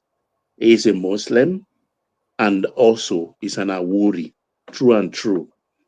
I've been hearing that guy. I've listened to that guy severally. It's well exposed, so fast on. He's been there at the corridor. Yeah, he speaks well, and so if I don't see Sheyi, and I don't even see Sheyi even winning Bode Road Rival. If Bode is coming back again, they can't make that mistake of pushing somebody out that will not. One man, you've not listened to Sheyi talk before. Sheyi is not somebody who is. No, I've only recently heard his voice actually, and I was quite disappointed. I thought. Do you see? I thought there was a praise. No. I think it's too much or more that he is like a Deporter or something. But you should expect that now. He's just a young man. He's a young man. He will learn now. He's just like Dimeji Bankole when he was in House of Rep. No, but he's pompous. Yeah, he is. If you pick Dimeji today, one man, I don't know if you've listened to Dimeji recently. If you pick Dimeji today and you now conflict it, you now compare to Dimeji of then, you see that people really grow and learn into maturity. He now speaks now with much, better maturity. Speak as hey, this. So when they put age in the constitution for all these positions, they understood what they were doing, you know. So I don't see Sheyi yet in that space. Yes, it's coming up. Yes, they're probably grooming him for something good. Maybe you should start with House of Assembly first, and let's see where that takes him to. But for that, one man I don't see. I think there's another interesting story I want to contribute. I can't. One man, maybe you remind me. I can't find it again, and I think. Okay, I think it's we about. were talking. You talk about Adeboye. Let me quickly talk about Adeboye. You know, I like talking in those spaces of all Yes, these. yes. Hold on. For the benefit of people just coming into the conversation, there was a clip that came out sometime today that highlighted just the level of money that goes into these churches, citing RCCG as an example. Have different redeemed, but this I'm talking about the redeemed Christian Church of God. That the GO and Pastor Adeboye is the general overseer. We do monthly remittance. Quote me anywhere you go. We do monthly remittance, and in that monthly remittance, weekly activities, attendance, income, Sunday services, attendance, income, all go to Lagos.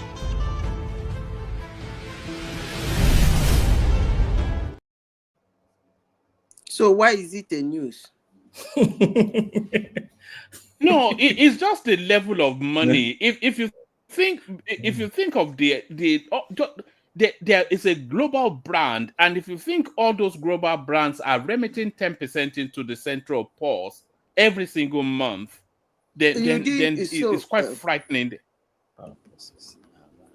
Can I say what I want to say? All right, man, go ahead. I've heard the voice where I hear na Baba voice. Baba, welcome. Oh, you don't take.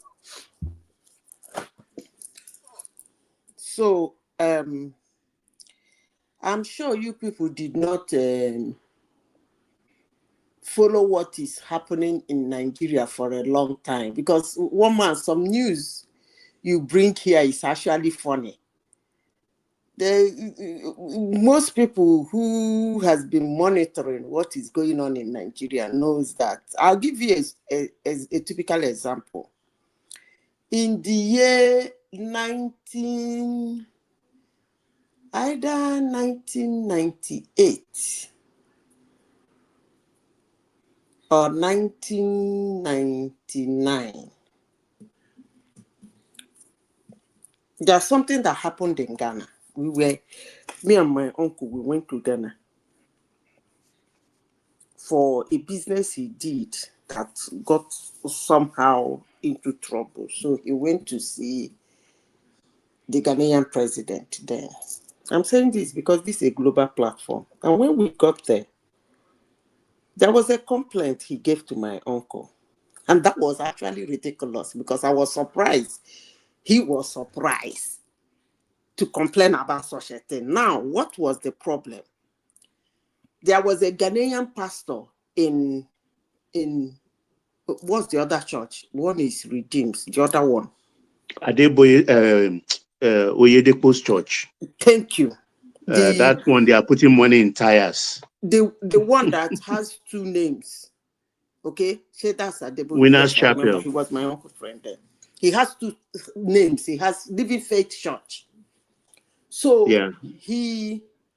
That man was a Nigerian. He's a pastor, but a Ghanaian in Nigeria. He was the number 2 then.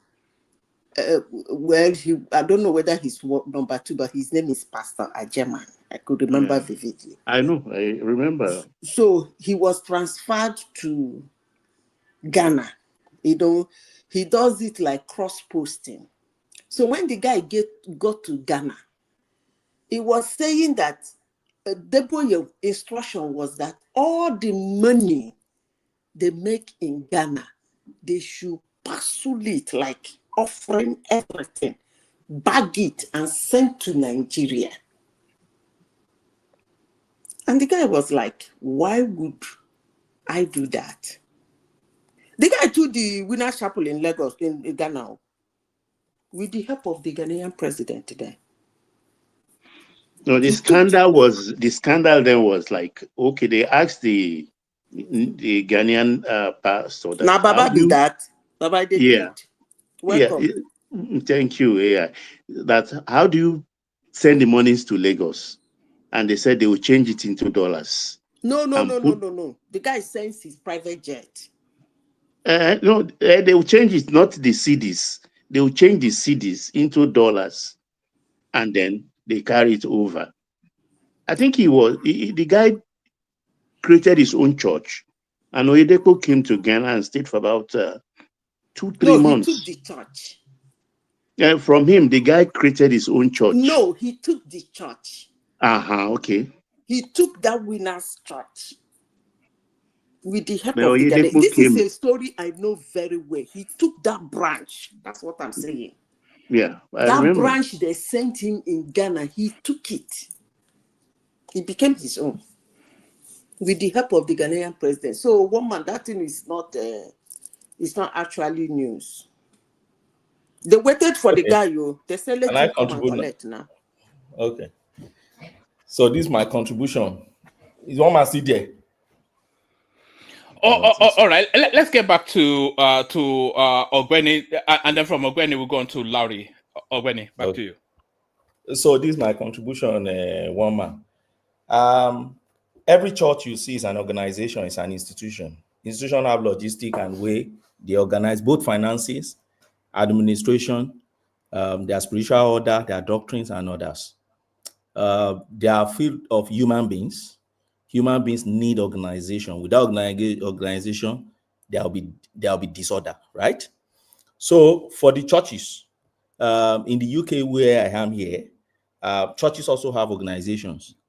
Under their laws here, churches are registered as charity, right? So as charity, they get offering, they get tithes, they get all these things also in Oyinbo churches. And then they must use it towards the, the objective of the charity. Now, for every single Oyinbo church, if they have branches and they have parent church, they send everything they collect also to the parent church. Why? Because that's the central body of the charity. So when they send it to the central church, the central church fashion out ways in which they use their monies. All right. For instance, here, let's pick a church, one Oyinbo church. Let's say they have branches in Aberdeen, they have branch all over Birmingham and everything, because they register as one charity. So it goes to a central post. When they take it to their central post, the central body may decide, the trustee of that charity may decide to say, look, this time around, we are spending money on cancer. And so, okay, 60% of everything we've made should be on cancer. Then they go to the cancer, maybe UK Cancer Center and others, and say we are donating. Some may say, care, some may say to the Health Fund and others. And some may also say to their members who are in need, widows and others, spend all these monies on them and everything. That's the way institutions are organized, also as charity. Now, in Nigeria, what do we find? Yes, they're also organized, but first issue we have in Nigeria is that there are no robust laws to even organize them. Why? Because the pastors most time, Christians generally, don't let me even say pastors in Nigeria, we gaslight our lawmakers. If they wake up today and they said they want to be taxing, me, I'm one of those who said there are some activities in church that should be taxed. In, let me say, religious bodies, let me just pick church alone, that should be taxed. One of it that I always say is this: if you're a pastor, you preach, no problem. But the moment you reduce what you preach into a book, for instance, and you are selling books, a lot of them sell books and they are making millions on books. That say you are making from that book now is a business. It's intellectual and property. The oil and the mantle. Yeah, Yes. That's the handkerchief. All those things, all those articles they sell. Now they call it mantle in Pentecostal. In Catholic, we used to call it sacramentals. So it's not new to Christianity. It has been there over years. Scapula, rosary, all those things they sell also in the Orthodox. So, but all those articles you sell, you shouldn't be exempted from tax. That's my stance. Because you also like somebody who is selling something in the market. Yes, it is a spiritual area, but yeah, you're selling something. So you should be taxed. So I find it difficult when, if today FRSC said I want to be taxing churches, you see Christians coming out and say, why are you taxing church? That's blasphemy, that's against, that's antichrist. What's antichrist in it? They are human organize themselves into different bodies. It's just like I have my own parapor now, Ekiti, that I attend. So whatever activities we are doing there, we should do it under the law. That's the way I see it. So now, coming to their organization, there are some churches, they open each branch under the law. For instance, here in UK, each of them, they just use a name like franchise. So if that is the kind of way you organize your own church, you're not expected to be sending money to the central body, which is the parent body, the parent charity. So you are expected to each branch to be responsible to the company house and the HRMC, which is the body here like our FRSC, who will come and audit your accounts, right? And then they keep doing that. Then when you are getting gift aid, for instance, in UK, if you are registered generally, they only go to your head office to go and get what have people contributed this year. Then this is the legal aid, is it gift aid that you're entitled to.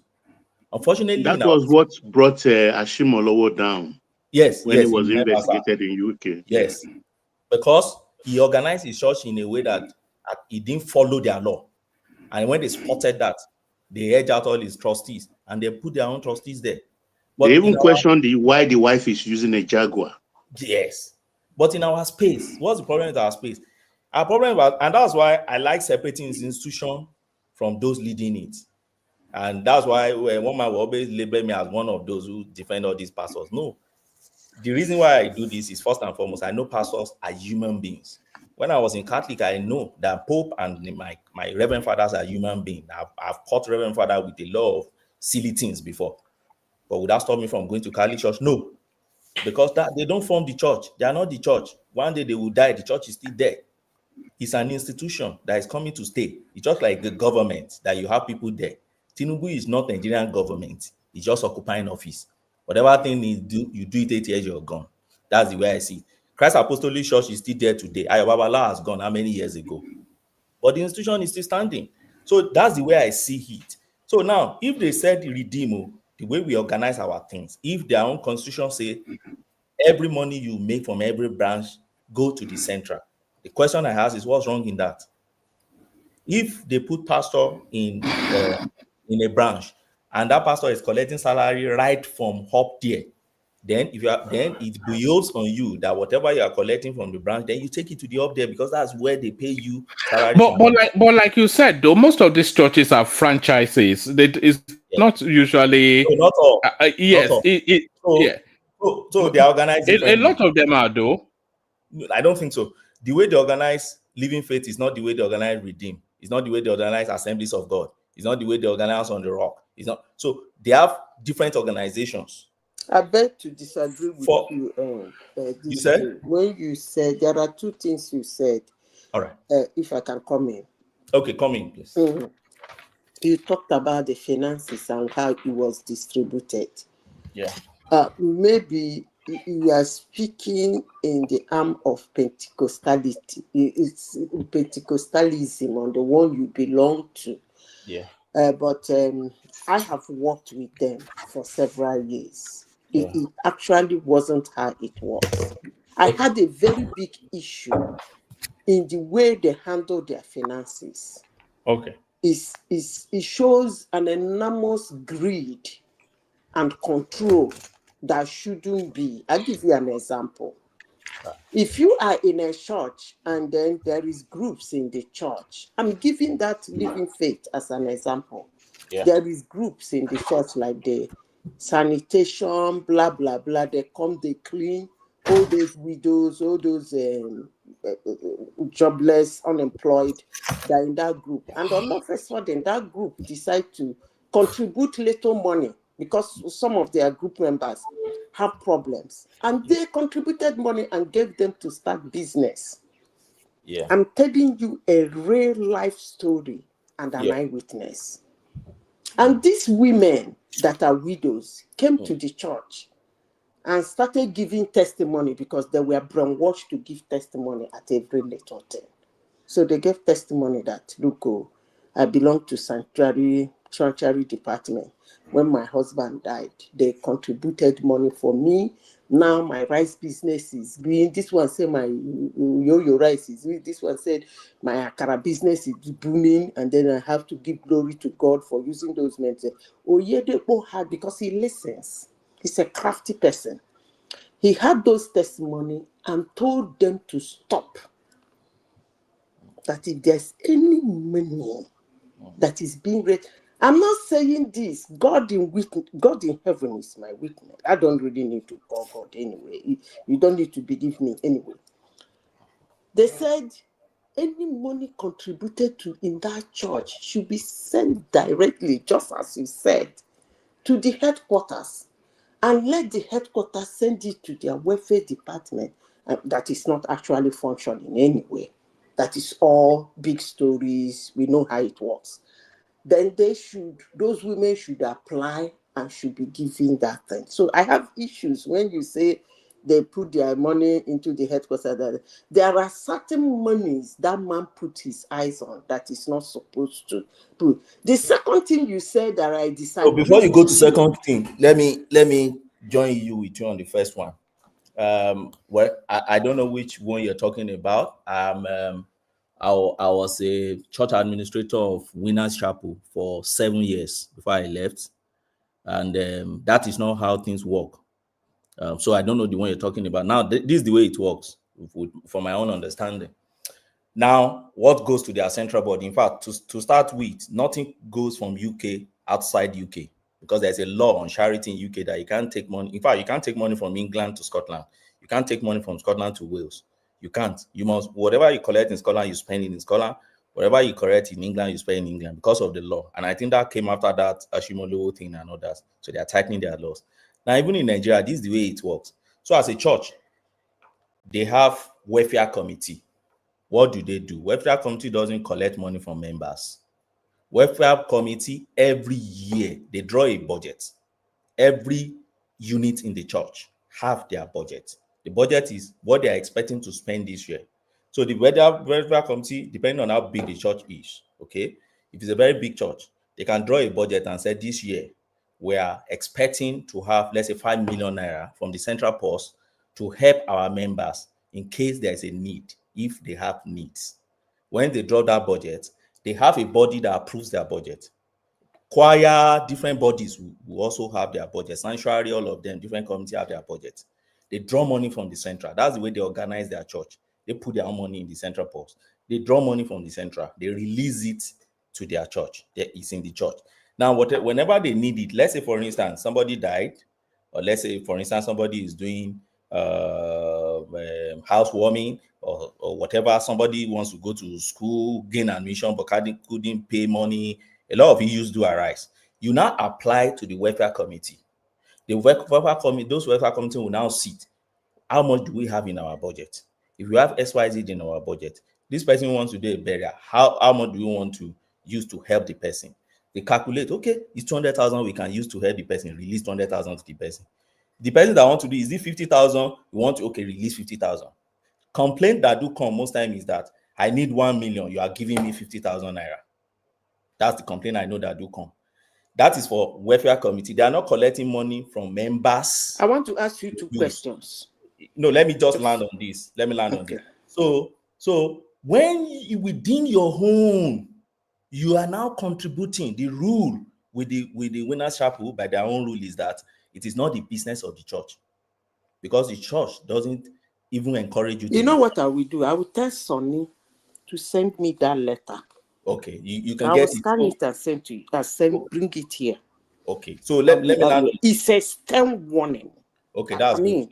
Let me land on this. So don't forget I've said that they don't collect money from members and take it to the central.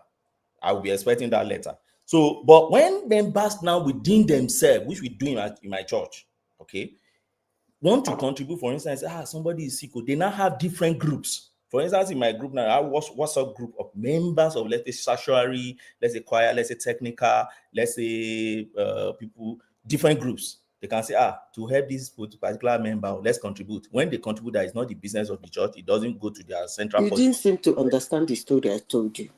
I said that sanctuary group I will have to be specific. They The contributed money sanctuary. for their member. They formed something like their own welfare, because that welfare that I'm talking about is a kangaroo. So they formed their own welfare, like, because they have a lot of big shots in that sanctuary that come every Saturday morning to help believing on whatever they believe in. So they form their own welfare, like share staff, mobile staffs that work in there, looking at these women washing toilets and all those things, cleaning everywhere. They form their own welfare. From in every month, they will contribute some certain amount and give to this one. You that said you want to do this thing, take this one, take and start. Okay. The women, I'm getting really angry about it. The women went to the church and gave testimony. And About that thing that they started. And that testimony was aired. They got a stern warning, everything from Oyedepo, that if there is any money, like welfare money, that is the question I want to ask you. Any That's no welfare money now.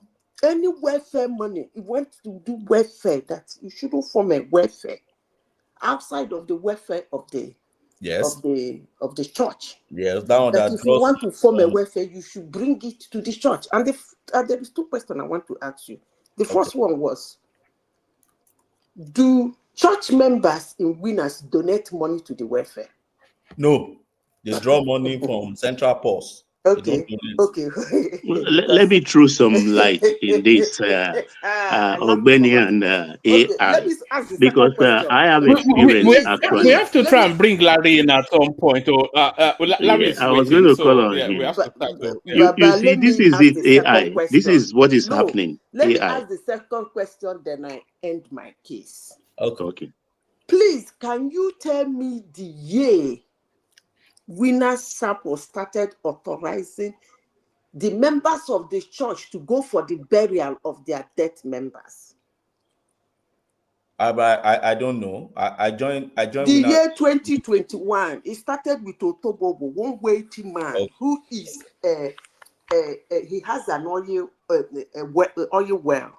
He died in Port Harcourt. Yeah. They said, your senior pastor said, let the dead bury their dead. They don't go to burial. The first burial in Winners, the Winners people came. You know, I don't know who is a Christian here. You know how church people go for their members' burial? Yes. Taking charge of everything, singing the choir. Winners Chapel for the rest of their existence never did that. They started it in the year 2021. Go and check your record. But Madam Sister, you are moving from one topic to another. No, Ogbeni, let me tell you my own experience. Let's stay with the finance topic now. No, I rest my case. You are going to their doctrine. That's not where I'm going to. Wait, Ogbeni, what they blame most of these pastors for heading branches to, it's not about the head office. It's about the pastors. They try to outdo one another by packing all the money to impress the head office so that they can post them to juicy churches.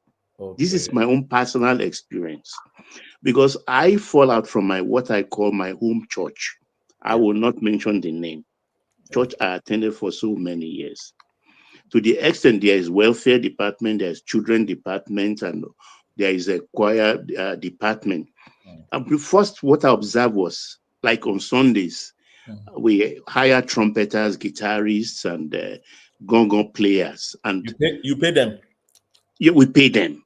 Okay. But then you find out that at the end of the service, they will come to individuals amongst us that are healed to say, okay, we've not paid the trumpeter, and the guy is going to make a sin.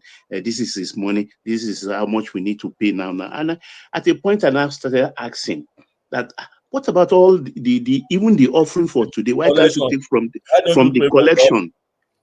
You understand? They say, pastors have taken it into the what we call the pastor's office. So I started querying it to the extent that what pissed me off, two things.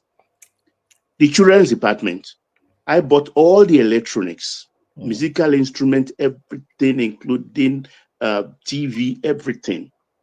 Then the pastor was transferred, the children's pastor, and he said he's going to take everything away. Because to the other church he has been posted to that they don't have those equipments there. Is he inheritance? Himself and the pastor, they fought and came to my office. And I don't know how to judge that kind of thing. So I have to tell the pastor, please allow him to go with it. I'll buy another one. I have to buy another one entirely. Hi. You get my point. These are the to the extent that when we finish the renovation of the church, air conditioner, new altar and everything, and the day of launching, it was raining. And I can't remember exactly what was required that day, not very big money. And they came to me around 1 when the program was supposed to start, 2 in the afternoon after church service to say, this is they need this money. And I started to ask that, okay, let's take from the church purse. Tomorrow, let's send somebody to me so I can give them the money. And they said, no money. Where's the pastor? Pastor, come. Can't you take from the cover? He said he has taken everything to the headquarters. I was done at that moment. I was done. This is what they do at times. It's not the fault of the head office. At times, it's the fault of the pastors themselves, the resident pastors. Yeah. Baba, thank you for throwing light into that. You see, that's why for me, generally, I've said it. There are different churches with their own, how do I put it now, hierarchy and the way they organize themselves. Churches organize themselves differently. If I'm attending a church and I think the way you organize yourself is not okay with me, I go to the one that organize themselves in a way that are tuned with mine. I won't stay aloof and be castigating those ones because there will be rationale for a reason why they organize themselves that way. I was born a Catholic and I was a Catholic in my 30s, right? The way they organize things in Catholic, I love it so much. I always tell people, I say, Pentecostals should start learning from Catholic. Maybe when they do 100 years, any of them, maybe when they do 100 years and they now see because many things you see, many ways you see how Catholic organize themselves today with the doctrines you see in Catholic today is born out of experience of many years. They go to their, what do you call it? And they keep refining their doctrine, refining how they organize themselves. At a point in time, we were facing the altar, now we face people, all those things, they keep changing it. Before Latin alone, later English. Okay, now you can use your own traditional way to do all those things. Born out of different experiences. And I think the Pentecostals also are evolving. But the problem here I have is this. As you are evolving, then you should evolve with time. That's what I see that is not really happening. When you see people criticizing Pentecostals today, I just laugh because it's expected. Why? Because when these guys were having problem internally, they particularly those head of those churches, they are so dictatorial that they don't get feedback from their people. Their home don't criticize them. And if you don't want critique within, in order for you to be able to evolve, you surely get all this backlash that you are getting from people like One Man and others. Because you don't allow those ones under you to criticize you and be able to come out with a better way of doing things. I've handled cases for few churches in Nigeria that were fighting over properties because of because of lack of ignorance of their past leader from just honorably writing constitution for the church. Just honor constitution, just put a template and just write and say, if I die, oh, this is the next person to me, and this is the next person to me, and this is the next person to me. So that if anything happens, everybody knows what is the line of succession. Because of that, you see, they go to court, and I would do me all those cases you see, CAC, Celestial, those you see, they mess the same up before the court. But if you now have some that say, okay, let's organize ourselves, let's put our finance together. Let's every money from these branches go to central. Then let's have a welfare committee. And let's welfare committee write their budget. And let them forecast it on the needs of this year. So if throughout 2024, if our need in our welfare committee, what is the problem that is coming from our members is in the range of $1 million to 1.2 million. We can say, okay, central, give us 1.2 or 1.5 million for this year on a standby. If people have issues, then we can draw from it. Now, if people comes, and you don't have that capacity. What they do most time, they get to the center and say, we have people like this. Center means, no, this is the budget we have given you for the years. Let's also organize ourselves the way parastatals and institutions also organize themselves so that we can have our budget. In the UK here, external auditors from HMRC do come to check our accounting books, and we'll bring it out. These are much. These are what went to the parent charity. They go and check with parent charity. Okay, what have you given out? Okay, this is what they have given out this year. Which charity did you give it to? Okay, we gave this one to cancer. We gave it one to Arts Foundation. We gave it to. They go and verify all those things. And it is when they see all your I's dot and your T cross and everything, they give you kudos. And then you're waiting for the next year or anytime they will come and visit your churches. So where I'm going generally is this. The church needs self-regulation within. We don't have in Nigeria. Here they have. The church needs to know, particularly Christians need to know, that we can't be producing zombies, that any little thing they must defend the church. No. We need self-critic. People that must criticize the church we need. If not, you get yourself exposed to outsiders to be criticizing you. That's what I have seen. And lastly, if we see any problem in, you see them organizing their finances, there are reasons why they organize themselves there. So we have to ask a reason first and say, okay, what's the reason why you organize yourself in this way? Then we can now criticize based on that. But to lump all of them in one, because I've realized, particularly all my friends now who are in Catholic, they will be criticizing Pentecostal. The Pentecostal will be criticizing Catholic, all of you just criticizing yourself. Meanwhile, everybody, you have issues one way or the other. Somebody was telling me, says, why are they using mantle? I said, what's the difference between mantle and sacramentals? What's the difference between handkerchief that they are using and then the scapula that you are wearing? There's no difference. They are all earthly materials. But which you believe is spiritual because you pray over it, or it carries some spiritual forces. So let everybody be. If you don't belong, then just look at it and just say your own and go. So that's the way I see it, one man.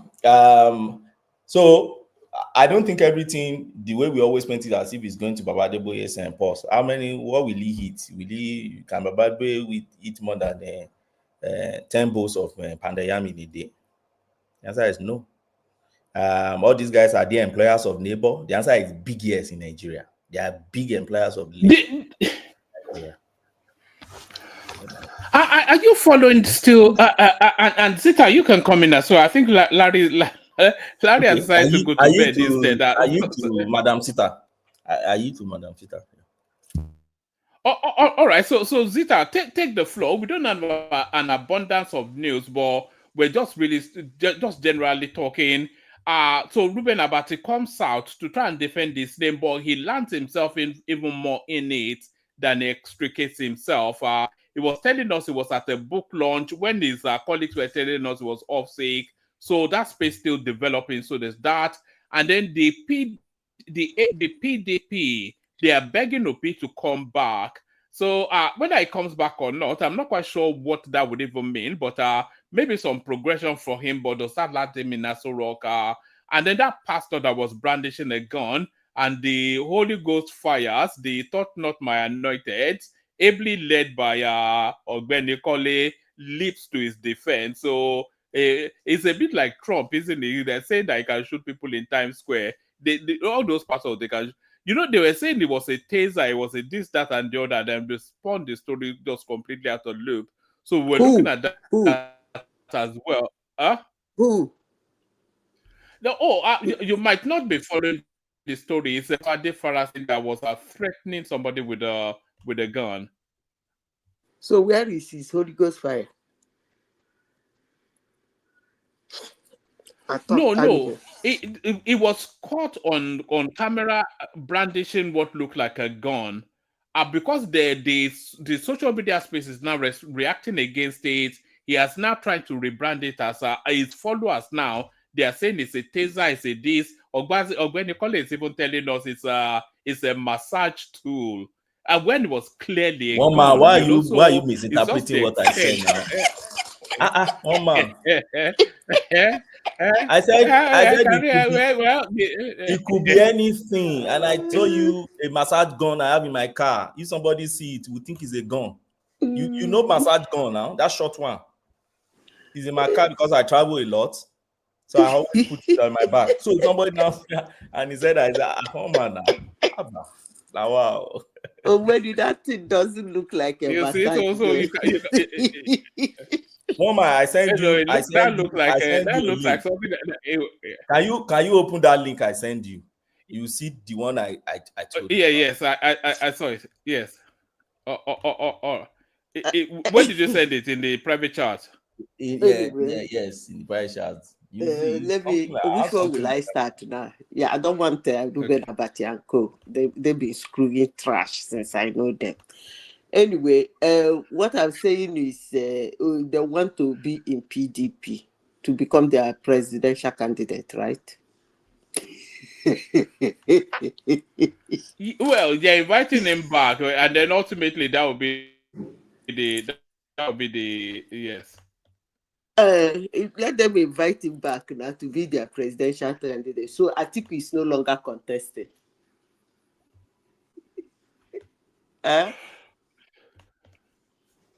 Hello.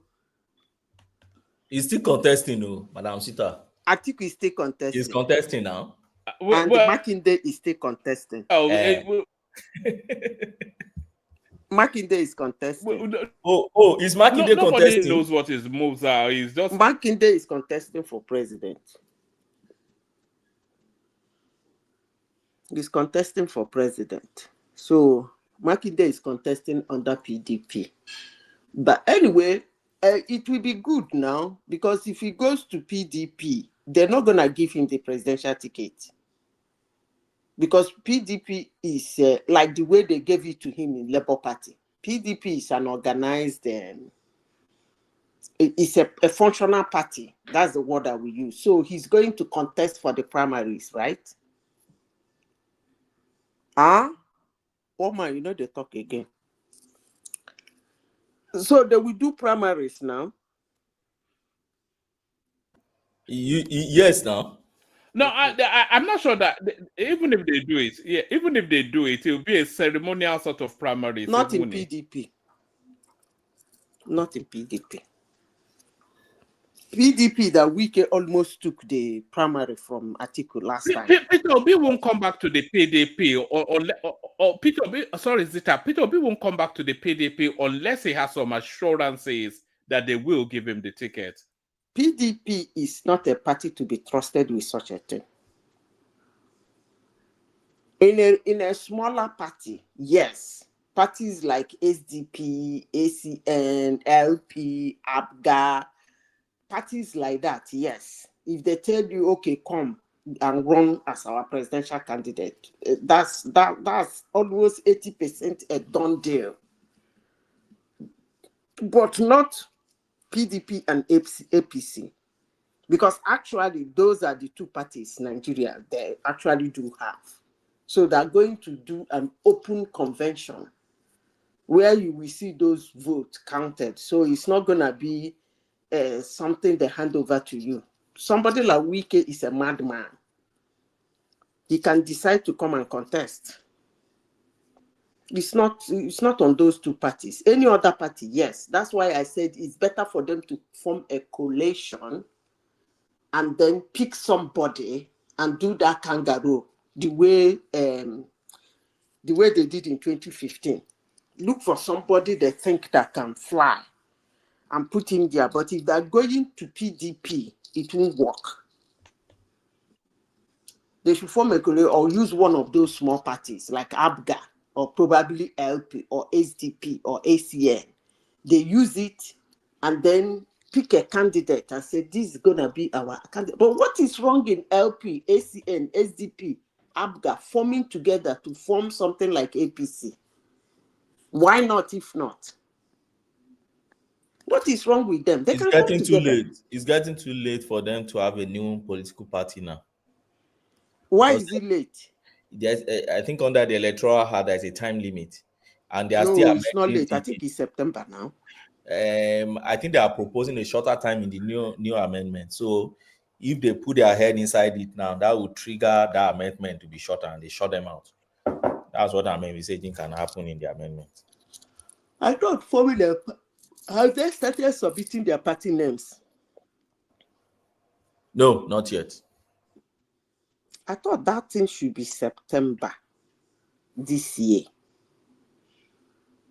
Or June next. I can't remember. But election campaign starts September next year, right? Yes.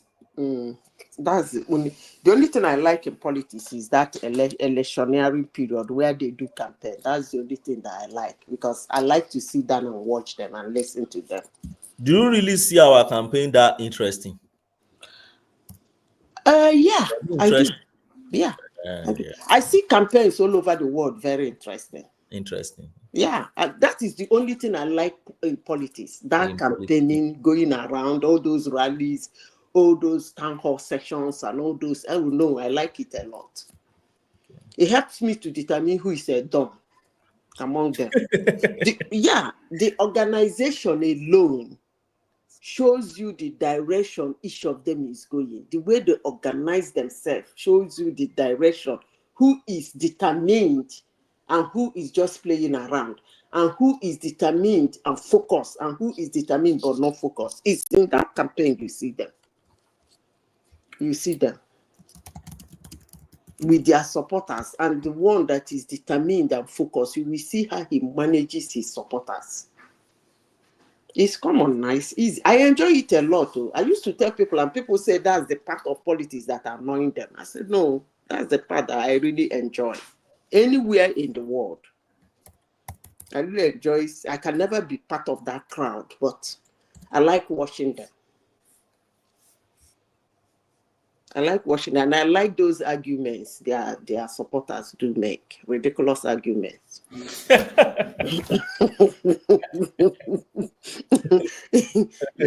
Blah blah blah blue blah blah. You will see somebody talking, you will know that you know I'm looking forward. I'm looking forward to this. Zita, I'm looking forward to 2027 more than Seriously. ever any other election. Seriously, It's going to be so Oma. interesting how that plays Not out. only You know? you, not only you, Oma. God spare our life. 2027 is not gonna be that interesting. I don't think so. Because do you know why?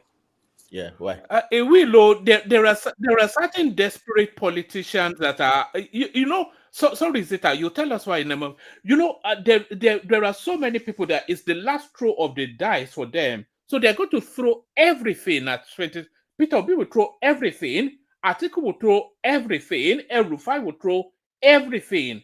You know, because it's the last game for them. So it'd be interesting. I want to see how they play it out anyway. Okay. Why Sorry, did I say it will not be? Why did I say it will not be interesting? The guy has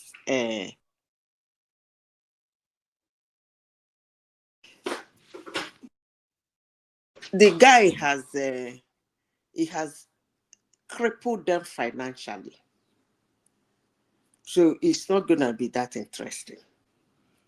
Honestly, in as much as he's trying to secure his future, but I could see that it's going to deprive me of that joy of seeing them moving from state to state, local government to local government, standing in the people, screwing trash, having to forget what they want to say, having to turn words and phrases upside down because of crowd fright, moving, not being able to be vigorous. You can see some of them are not focused. They're not okay. Some are running with one issue campaign and things like that. I think I'm not gonna see it in 2027 because this guy, this crook in Aso Rock has strangled them financially. They no own is the last blow. Because for you to see that thing, one man, they usually open their vault. You know, most politicians in Nigeria, they have vault of money, cash. They usually open their vault to do those campaigns. That's why I always tell them, and PDP members are the most stingy politicians I have ever seen in Nigeria. They're very stingy. They don't bring out money like out of pocket. Somebody like the former, I always call him because I've stumbled to see what he's worth. The former Senate president, that PDP guy, that guy can give David APC Mark? for, yes, but he's not gonna do that. That man rat the shopping money, I dey tell you. Rat the shopping money, but he will not do that. Those are the people that will bring out money, join with Atiku money. Ha! If those two men open their vault, then had it been they still have River State, have Delta State, and have Akwa Ibom, it's going to be Sororara. I'm telling you, they will deface the Nigerian economy if Tinubu decide to use our money to run with them. I'm telling you, but they won't do that. Why? I don't know why PDP people will do that. The moment they steal all those money, they take it. They are not bringing it out for future. No, they don't. Except when they want to contest. And election is not something you run with your individual money. You can't go far. More especially when you are not too sure you're gonna win. You must be a really risk taker. Look at what Tinubu did in 2015. He brought out his money. The guy opened his vault. He opened his, if they were determined and focused, money was, can you imagine that? I had Obama writer. No, not even 2023, Zita. He opened his vault in 2015. Even Buhari was shocked. Yes. They hired Obama speakers, Obama organizers. They were telling them what to do. They were moving. Man, they brought in coastal, air-conditioned coastal buses, tinted, bulletproof. Who will do that in 2027, I beg? When they can't even pay their ground rent for their head office. Who will do that in 2027? Well, I never can tell. It's too early. You never can tell. But they really have to open their vault. They have to open their vault. I'm not seeing any of them doing that because this guy has financially crippled them. He has taken rivers from them, taken Akwa Ibom from them, taken. And those are three key states with money. Even Rivers is coming. Yes. So 4 states with heavy money. Yes. He has crippled them financially. So that's why it's like that dangling. Maybe those governors were doing it intentionally. Like, am I the one that will use my state money? You know, that kind of a thing. To put in a mission, I'm not too sure. You people will win. Then I lose everything. So I think those governors are not even pushed to do that. I think they're doing it to secure the money of their state. Maybe. And secure their pocket. You never can tell. Because if Eno is still a PDP man, it is going to weigh heavily on him. Come 2027. I'm telling you, they'll be running to him for money. Yeah. So they're running away. They know why they're running away. They know why they're running away. So it's one man. I don't think it will be that interesting.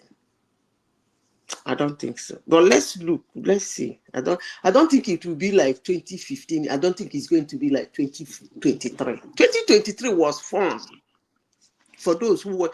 It's kind of, at some point, it was annoying and irritating. But still, I was watching. Every day I watch what is going on for the day. If you watch those rallies, you will know who is serious. AB, you know well, you say I dey fear. I not fear. Because you people for that not to be suicide squad. Sorry about that, AI. Huh? No, he's saying, with all this money, Baba is still scared of the North. Haba. So I was just replying him. No, the thing is, most Nigerians from the South, they don't seem to understand the North. In the whole of Nigeria, I think Northerners are the only ones that are politically savvy. if there's a word like that. They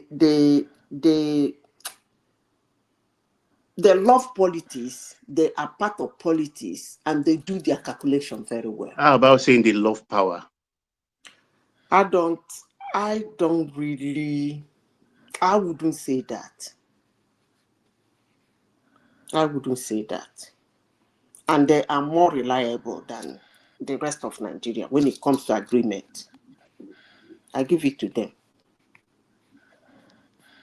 They are more. When Tinubu was campaigning with them, I heard all they told him. And at that point, I knew that he might not win states there, but he might get his 25%. I knew what they were telling him. I was listening. Even if you don't understand what they were telling them, if you read the room and read their body language, you will understand that it's like, look, guy, we're not gonna shut you down, but we will make sure you get enough, which if you carry, you can win. But does that sufficiently make them honest politically? Yeah, when they want to bring in I think, the former Senate president to contest in the primary? Yeah, you are right. There can be honest politicians in the sense that if you, that's the kind of thing I could see the South trying to build now. The South are trying to build that honesty. Honestly, sincerely speaking, they are doing a great job. They are trying to build that honesty, whereby, actually, from what I'm seeing, if care is not taken, the South might replace either South, North Central, or Northeast.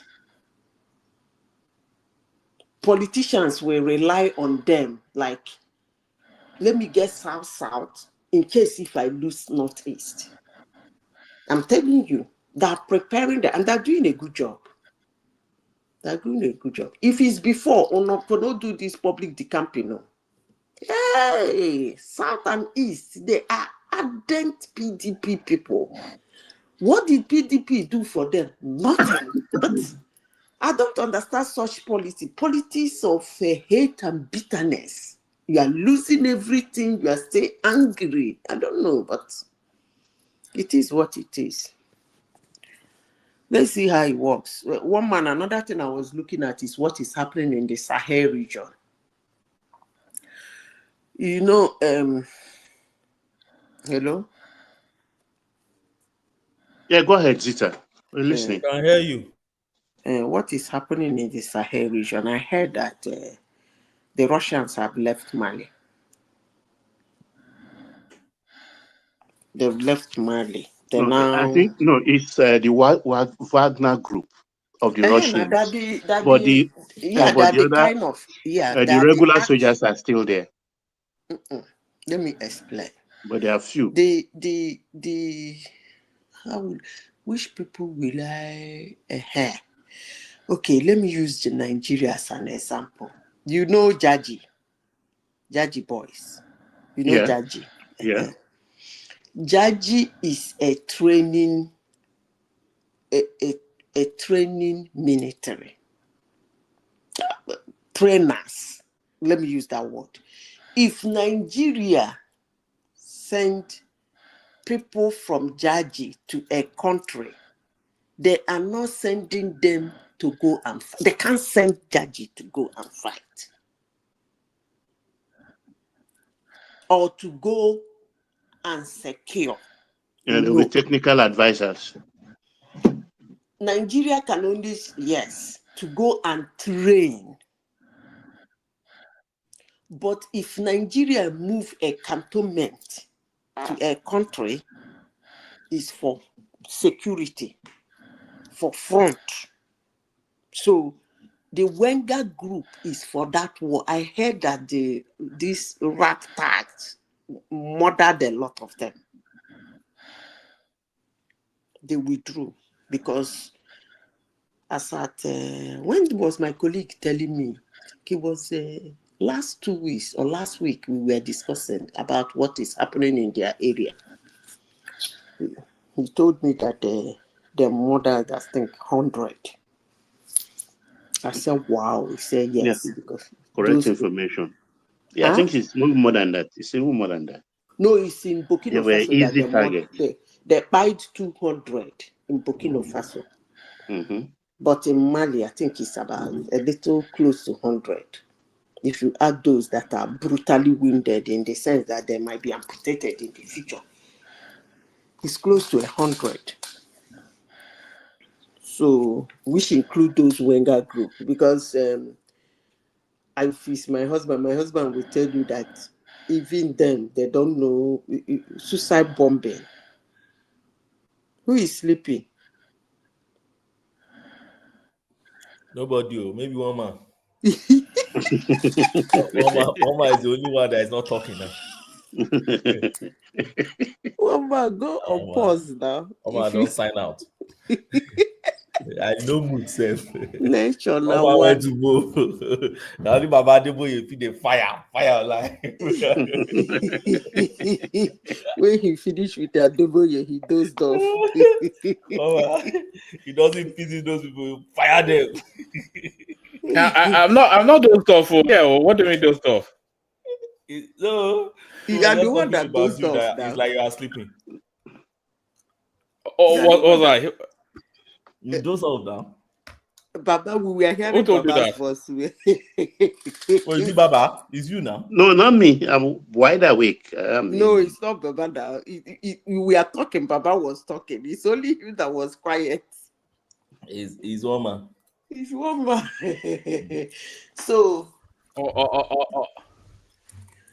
So, my brother, so what actually was their gain in what they did? That's the question I'm asking. I know most people will not like it. I agree. What did they gain from what they did? That's it. That's the question. That's a big question for them. The Sahel people. Because we are there expecting somebody to beg them or what? You pull that from ECOWAS. You pull that from Franco, what do they call that thing? Sorry, Zita. Sorry, Zita. Let me send the link into the comment section. Anybody that wants to come in. I think we may well take it to the back. Like when he said, I'm already dozing off, so let me not doze off anymore. Just go to bed. That's Simba coming in there. Sorry, carry on, Zita. Simba don't land. Simba don't land. Simba now this short time like 2 like 3. Simba they join. Yeah? Where is Remy? Remy will soon. Oh, he will soon follow. You can sure when you see Simba, you know Remy is not too far away. Remy too soon join. Short time. And then when Remy and Simba come, you will see people coming in to attack them. Yes, now they have to follow us. So I'm waiting for them. But what do you think, Zita, of this controversy? There's a new guy now that is targeting them, Patrick.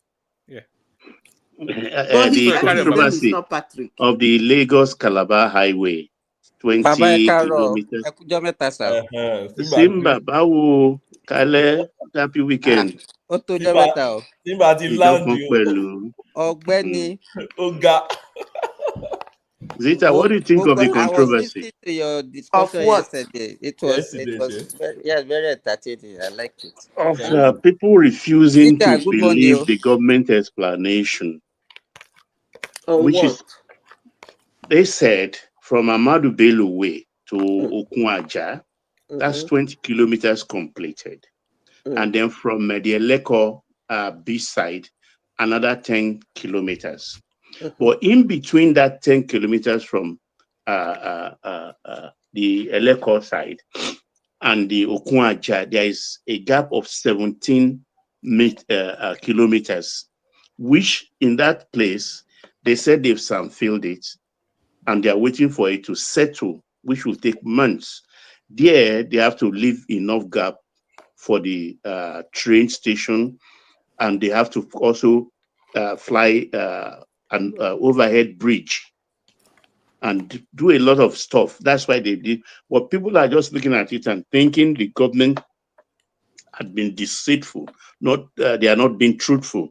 But fortunately for the government side, as far back as a week and a half or 2 weeks ago, Umai said the same thing exactly, that no, it's going to be in two spaces, 20 and 10 kilometers. And in between, we're still working on that axis. And yet, they don't want to believe. They talk heads If it's you, in the morning believe. show. Let me finish. Even he's asking Umai, oh, we want to know the cost of every kilometer. And Umai say, look, the terrains are different. This is coastal area. In some areas, there are pits that have to be filled, and there are a lot of adjustments has to make. So I cannot give you cost per kilometer. Are you surprised? It's varied. I'm not surprised. You know that platform now. Me. And I don't, this age you and ask time. For my opinion. Yeah, go ahead, please. You've stated your fact. Let me say this. You see, for one, I do have problem with Nigerians on the way they present their issue. They present their own issue with anger filled with stupidity, and they present it with a lot of guts.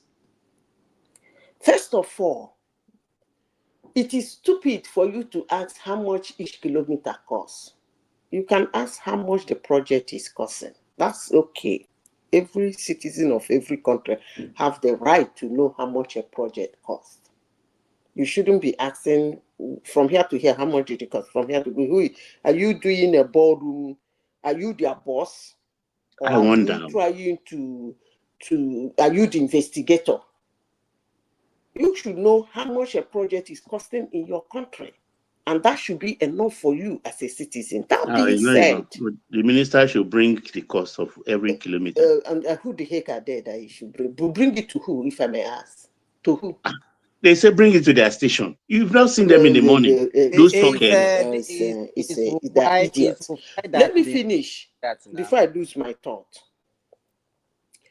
Saying that you build 30 kilometers here, 20 kilometers here, and you are giving reasons that you fill a place, and because of that place has to be undone.